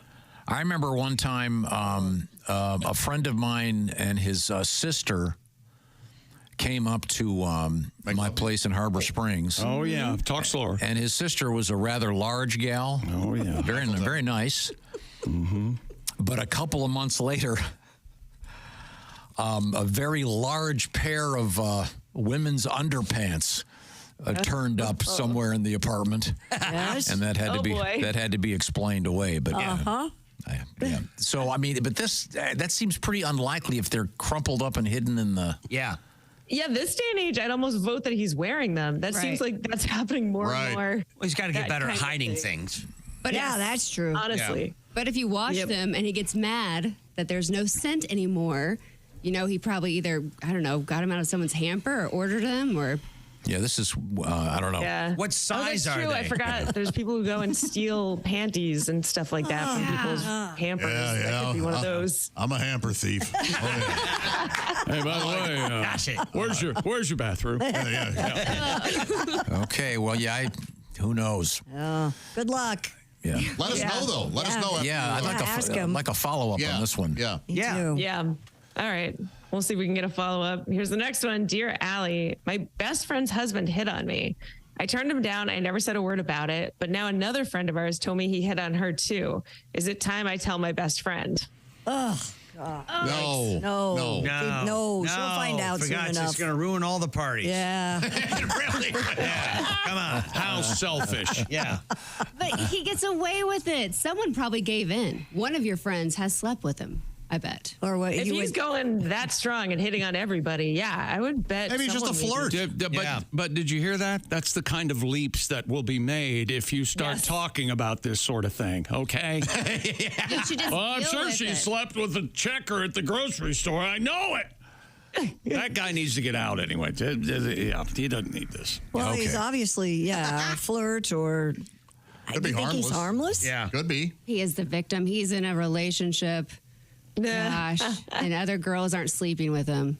How do we? Poor guy. Here's the thing. I've always wondered. It's like when you see the flasher in the parking lot. Yeah. You always wonder, did it ever work once? Yeah. Is that for him or is it to get someone? Yeah, maybe he doesn't want it to work, though. No, maybe. flashers don't. They like the recoil. Yeah, they like you being stunned by Yes. it. They don't They're want you not to trying go, to get sex. oh, hey, that's great. Come on over here. How do we not know this is more complex? And maybe this guy was put up to this by these women's husband to see if they would accept. You and Alsman need a podcast. Yes. Yes. He's setting a trap. Paranoid. Multiple layers here. Yeah. Paranoid conspiracy. Okay, Yes, sir. Let's move on. If you want to reach Alli Breen, it's ALLIBREEN, Alli Breen, on your favorite social media platform, or on OnlyFans, ALLIB. And are you doing anything holiday oriented for OnlyFans? I will for sure, but I still haven't figured out exactly what. But yeah. You just said that, and Dave picked up his phone immediately.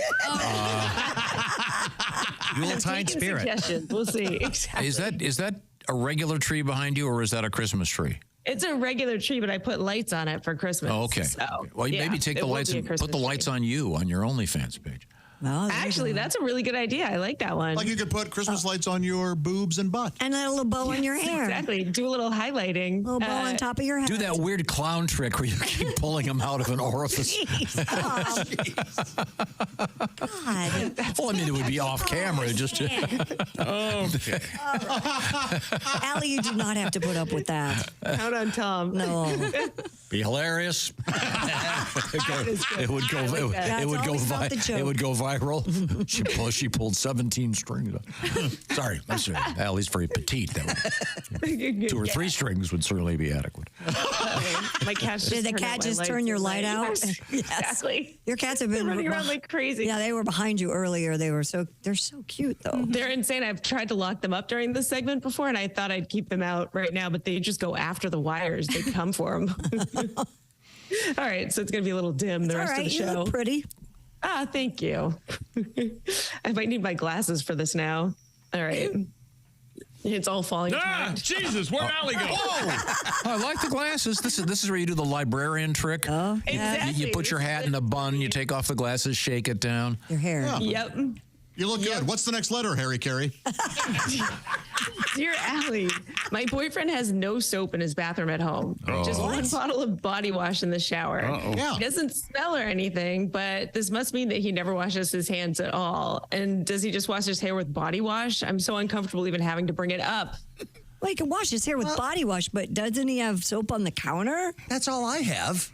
How do you wash your hands? Wash your hands after you don't you go to have the bathroom? soap counter? Oh, well, He doesn't have any I've got soap. soap next to the sink. I thought you meant in the shower. Yeah, they're saying he doesn't even have it at his sink. Oh, no, that's wrong. Maybe he takes a shower after every time. Buy him a couple bars and go, hey, use these. Yes. Don't be sick. Are you a bar soap or a pump soap? I'm a pump soap. Yeah. Yeah. Me too. Bar soap is gross at someone else's house, I think. There's always like hair stuck in it. Oh. Yeah. The sink never soap? good. Oh yeah, beard hair, I guess. I like to use pump soap. Tom, you know this, and as I'm pumping, I go, Right. Now, we did have a news story. Squirt all over your face. We had a news story, speaking of paranoia, a news story about some of the hotels have the little shelf with the 3 pump things on it. Yeah, the 3 pump shelves. Yeah. And the suggestion was that sometimes men are topping them off. You'd have to be really. I literally won't use it because of that. In other words, some guys will pee. It was the pumpers, the tanks can come off the wall. Yeah. Oh, because you have to fill them up. See, you don't have to. I would really wish I'd never read that article. Yeah. I'm sorry to have shared it with you, but I've heard it's from the same people that say those coffee machines in hotel rooms are used to clean pantyhose by stewardesses. Women don't wear pantyhose. 70% of those tanks with shampoo and conditioner and body wash are organic matter. Okay. Oh, come on. 70%. 70%. 70%. Wow. 70%. Okay. Now, Something. let's get back to Alli Breen. You got Some another say letter? 73. Got another letter for us? Well, Oh, that's horrific. Dear Allie, my girlfriend broke up with me through text. I told her she should at least have had the courtesy to do it in person, and I got her to agree to have lunch with me on Thursday. Since she agreed, does that mean there's a chance I can actually fix it and get her back? What do you guys think? No. Nope. Leave it. Nope. Don't go to that lunch. Don't Leave it fix alone. it. If that's all you think of me, we're done. Yeah, forget it. Yep. Yeah, that's a good. I like that. It's, hey, if you're not going to treat me with that kind of respect, I'm out. Yeah. Exactly. Then why'd she agree to the lunch? He probably begged her and wouldn't leave her alone. Yeah, probably. Right. Finally said, all right, I'll go. There's a big difference between guys and gals in a breakup. When women are done, they are done, man. Yeah. You know you're right. She wants a free meal. Yeah. She wants a free meal? Yeah, she wants a free meal. Now keep in mind this is bottom line Cosby. You know how much lunch costs nowadays? I could end up spending $9. That's right. $9? Where are you eating? Well, I had to use coupons, but still. Yeah. Okay, let's get to our next letter, Allie. Dear Allie, my boyfriend and I already exchanged gifts for Christmas. He got me a bidet attachment for my toilet. Cool. It's really unromantic, and I'm worried now that he thinks I smell bad down there. Yep. Oh. I'm trying not to be upset, but I can't help it. It feels really weird to yell at someone for giving a bad gift, but I did that, and now we're in a fight. What should I do? Signed, unwiped in Utica. That is a really That's a really bad awkward gift. It yes. feels really bad to yell at someone about a gift, but I did. But I did it, yeah. What the hell? No, but that is But that is an awkward gift. You don't do that. Well, you don't yell. You go, let's go out and get me something I want. How about that? Okay, that would be better. But Or you go, hey, take the gift, pelican breath. Take the hint. You won't be spending any time down there. I got news for you. You do smell, and now you won't. That's what the message Oh, is. man. Both holes smell. Yikes. I do think his heart was in the right place. People always like rave about these bidet things. But it's just not. He was doing something good. Yeah, it's not romantic. You wouldn't get someone a water pick for Christmas. I mean, only if they were British. Yeah. Well, yeah. Isn't there a chance that she mentioned wanting one of these at some point and the dumb broad forgot? And this is the other thing that probably this is the other difference between men and women, because men hear that, Right. and then they go, "Oh, I remember 6 months ago she said." There's a chance she said something like, "Oh, I'm tired of toilet paper." Who knows? I get it, because I'm on Team Josh on this, because it's my wife is incredibly difficult to shop for. No, you meant to. Wait a minute. Hang on. We'll That was too much of a pause. If something came up about Notice how he paused. My wife is incredibly difficult. 3 breaths later to shop for. Look it. Every Christmas, and if I would have remembered something about a stinky rear end within the last 6 months, she might be getting one of these. Right. Yeah. But maybe the guy's using it at her place as well. I was going to say, this could also be one of those. Yeah, I needed it too, or wanted it too. Right. Gifts. When he's But at then her that's house, never good he wants for to a make gift sure. to be like, it's actually for me. Right. When I go to your house. Yeah, it doesn't help. Maybe he's unusually hairy down there. Yes. God. Yeah. Looks like he has a ferret between his cheeks. Well, maybe she likes She likes to keep it hairy down there. Okay. Let's move on. We have time for maybe a couple more. Allie, Breen, what have you got? Dear Allie, my boyfriend's ex cheated on him and they broke up, and she stayed with the guy she was cheating with. He still looks at her social media all the time. She and that guy broke up recently, and he messaged her to see how she was doing. I don't think she'd ever get back with him, but I'm not happy. He still seems kind of obsessed with her. I don't know how to bring it up because I'm not supposed to be looking at his social media. So what should I do? Oh my God. Boy, I couldn't help but zone out just because I couldn't follow it. I couldn't either. That is hard to follow. And 2 sentences, and I went, "Oh, I hate this person." If you're in a relationship with someone that keeps checking on his ex, basically, right? Yes. Yeah. Well, then get out of that relationship. That's what you do. It's you too deserve much. better. Stay off social media, people. Jeez. God. Yeah, that gets to be too much to see what everyone else is doing on there. If someone's liking someone else's stuff. I'm just checking on her to make sure she's okay. Really? Does anybody check to see if who's liking their stuff? I don't even know how to do that. All the narcissists. But it sounds like she went into his social media because at the end she was saying she didn't know how to bring it up because she's not supposed to be watching. And I don't know how else you can do that. I've talked about this with you before. What are you doing, Catherine? Yeah. Man. I don't know what's okay. We got time for one more, Allie. What a mess. Dear Allie, I've been with my boyfriend for 7 years and he never spent more than $100 on a present.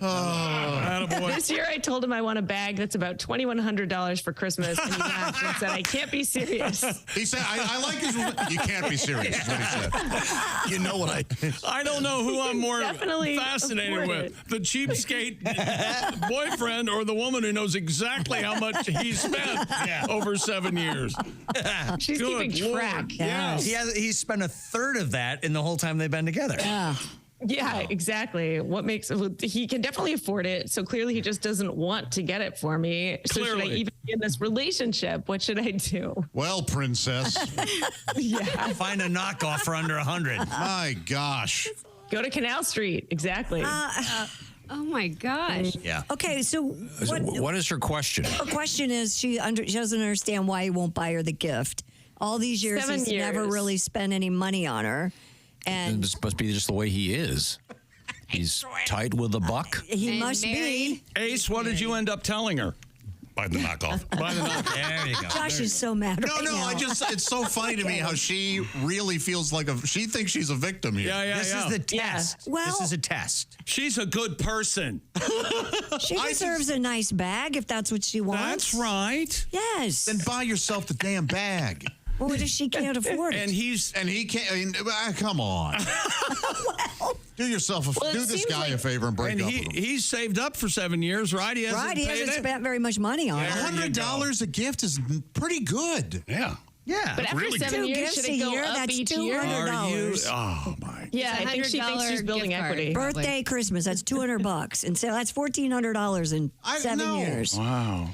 Don't jump from 100 to 2,100. Just go from 100 I'm going to give maybe you the 400. benefit of the doubt, ma'am, that you're not as awful as you made yourself sound. in No, this. she's not awful. Well, you're also a materialistic shrew. Well, the difference is I could afford to buy my own bag, so I don't have to worry about that. Yeah. But I can understand where she feels a little bit slighted in a way that he doesn't. There is some logic. There's a specificity to this that's disturbing to me. Oh, the bag thing? And You mean That it has to be this particular bag, and here's how much it costs. Okay, wait a minute. I want this. Women are very specific about the bags they like. No, you're talking to me. I'm fully aware of this. I know. So that's some women. But I some mean, women, yes. it's kind of like, if you don't get me this, I'm leaving. Well, I don't think she said that. I think she But just. yeah, most people need a suggestion for a gift from someone. You know, what do you want for Christmas? And Well, she came gave up it with to him. this. Yeah. But at the end of the day, it's the thought that counts. Apparently not to this. Shrew? What was the word? Okay. Well, thank you, Allie. Allie, are you working this weekend on stage? I am. I'm actually out in Wichita, Kansas, All right. with Joe Mackey. Yeah. So I'll post it's I don't know the name of the theater. I'll post it on my Instagram. Okay. And you're also on OnlyFans, ALLIB, and you're going to do the trick with the string Yeah, the we do lights. the- Okay, the good. clown lights. Let's see. That's great. That's fantastic. do that. Thank you very much. We can solve all your gift-giving problems right now. There you go. Yeah. Forget about the fancy purse that she's And the bidet. specified. Yeah. Boy, if you're thinking about a bidet, think again. Yeah, you better There have better be something wrapped up. There better be a bag with some nice jewelry in it from my Take buddy. a toilet paper roll and stick a bracelet in. There you go. Steven Singer Jewelers. Steven, of course, has diamonds, real diamonds, including that very special set of diamond stud earrings, real natural earthborn diamonds, and the ones I'm talking about, the famous Anita diamond stud earrings, starting at just $298. And by the way, if you got some earrings last year, you want to upgrade, you get the full value of the ones you bought before. Thank you, Steven. Real diamond studs, flawless to the eye, near colorless, and they come with an unbeatable full value lifetime trade-in. Like I said, trade up with those beautiful diamond stud earrings. I also like that bracelet that Christy has on. Steven Singer Jewelers, the best guarantee in the business. 100 days, 100% no hassle money back guarantee. And of course, fast and free shipping to arrive in time for Christmas. So get it done right now. Save yourself a trip to the mall. Go to IHateStevenSinger.com. See what's happening there, including those Anita diamond stud earrings or those beautiful roses dipped in actual gold. See it all at IHateStevenSinger.com. That's IHateStevenSinger.com. Coming up, we're going to make you even smarter. That's right. This is the Bob and Tom Show.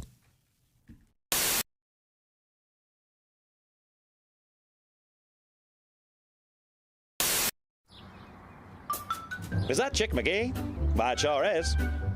Chick McGee, who knows that an annuity from the folks at Silac Insurance Company means a retirement check in his mailbox every month. Chick works on perfecting his mailbox opening technique. Easy, Mr. McGee. Don't blow that elbow out. Chick isn't quite retired yet. He's just practicing for it. Because one day, Mailbox McGee will be taking his retirement the easy way. SILACINS.com. Silac Insurance Company. We're ready for some romance. You guys hit it when you're ready.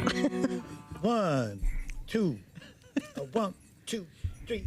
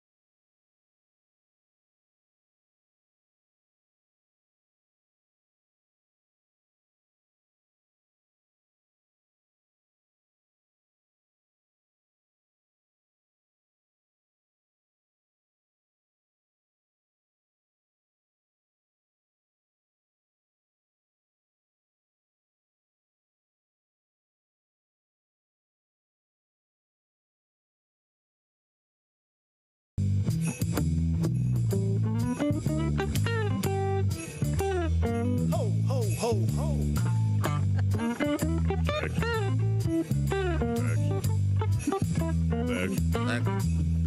It's Christmas, let's have sex. It's snowing, let's have sex. Santa's coming, let's have sex. Ooh, let's have sex. Here comes backdoor Andy. Come over here, baby. I got something for you. Oh, yeah, Santa. Duke Tomato, the Duke Tomato Trio, Christy Lee. Very nice. Guest vocalist. And some nice flute work. Jay Young on the flute. On the skin flute? That was nice. Thank you very much. And Alan on the bells again. And a sober Neil Broker on clarinet. Oh, that was great, Neil. That was great. Neil, what did he do? On the licorice stick. Neil was not the one, but it's an ongoing band joke. Jay hired a guy to fill in at one point. And it wasn't a good thing. He came to the show, and I ran him into him in the parking lot, and I thought, what is this, a drunk son of a bitch? Who's he? Sure. And then, sorry, I asked. Wait a second. Hey, there was a musician with an alcohol problem? Yeah. Besides me. Well, thank you, Duke. That was very fun. Well, you were very great. Oh, thanks. Good, very nice. Thanks. When you become a Bob and Tom VIP member, you get more and less. Wait, what? Which one is it? More or less? It's both. VIP members get more stuff to hear and less commercials to not hear. So Bob and Tom VIP is a good deal? Yeah, more or less. Become a Bob and Tom VIP member. First step, click the link at bobandtom.com. But in any event, where the hell is that? Just reading down the fine print. I know. So you set us up, is what you do. So you can seem omnipotent. Is what just happened. It does say that fans of the most successful teams are more likely to have a lower blood alcohol. Well, no shit. Yeah, that would make sense. How about this? What? No. Swifties drink more than Kansas City fans. They did that. They did that as part of their survey. That can't be right at all. Swifties' average age are 11, aren't they? Yeah, what the heck? Well, I don't know. Oh, all of a sudden this has been handed down by Jesus Christ himself that this result is accurate. You call the others into question. No, I call... God, I hate you. I call all of these statistics into question. No, Swifties are pretty drunk. Oh, that sounds about right to me, huh?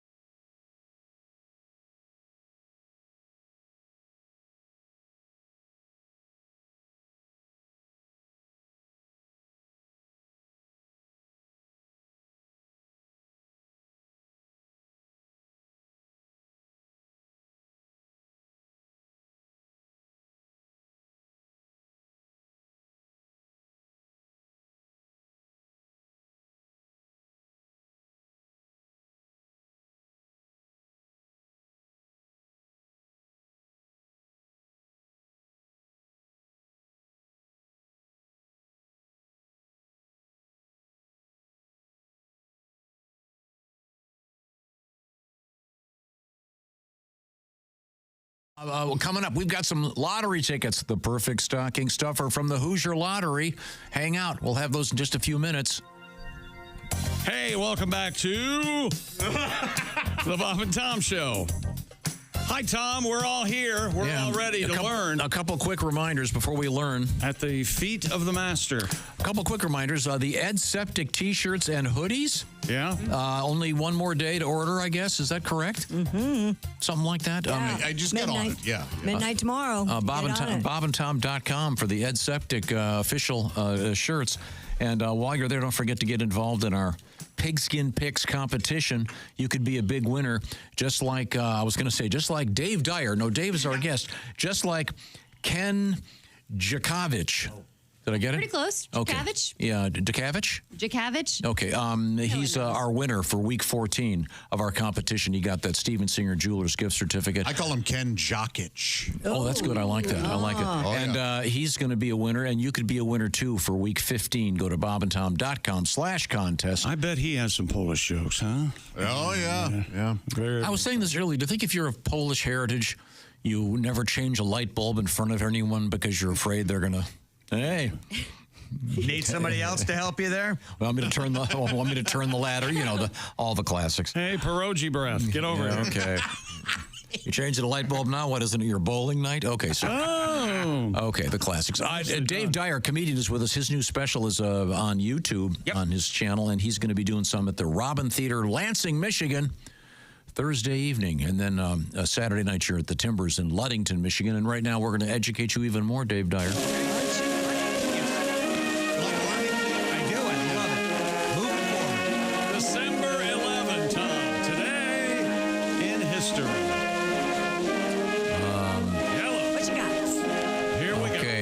I'm sure you've rehearsed this, looked it over. No, I'm looking it over for the first time. In 1816, what became the 19th state of the Union? 1860. Indiana. Indiana. That's right. And then, of course, Steely Dan wrote that famous song, Hey 19, about that event. We'll never recognize it as a state. We have... Really? Oh, you're from Missouri? Let's see, 1844. This is interesting. In 1844 now, the first use of nitrous oxide by a dentist. Oh. Ooh. 1844. Wow, that's 1844. Wow. How'd you like to have been the patient in 1843? This really hurts, Doc. Yeah. Your idea of laughing gas was farting in my face. Is there any way we can smooth this out? Oh, I'd forgotten about this. In 1913, the painting The Mona Lisa was recovered. It had been missing and stolen for 2 years. Oh, wow. Mm-hmm. That's, of course, Dave, that's Leonardo DiCaprio's most famous painting. Indeed. Can we admit it's not that good? No. Why is that one so celebrated? It's just one of those And things. it's not that big when you see it in person. You're like, what the heck? Oh, I've been to the Louvre. It's the same look my wife You've has got on her blinds, face when I too. ask her about anything. Just a blank. You're an idiot. Yeah. I used to love the theory that it might be the artist himself in drag. I'm sure you did. That's a great theory. Probably not true, but it sure is funny. Yeah. Would be classic. Who knows? The Illuminati knows. Okay. That's right. In 1951, Joe DiMaggio announces his retirement from baseball. He was in the Illuminati. Oh, was he now? Oh, yes. Yeah. How do you think he became such a good baseball player? Some sort of Faustian agreement? Oh, really? Okay. Mephistopheles himself. They called him Mr. Room Service. Came up through the old Illuminati League. You know, you're the only one who, I think, in the world that finds room service a negative. Yeah, I think so. You're it. I know. I don't like it. Hate it. Dave Dyer, are you pro room service?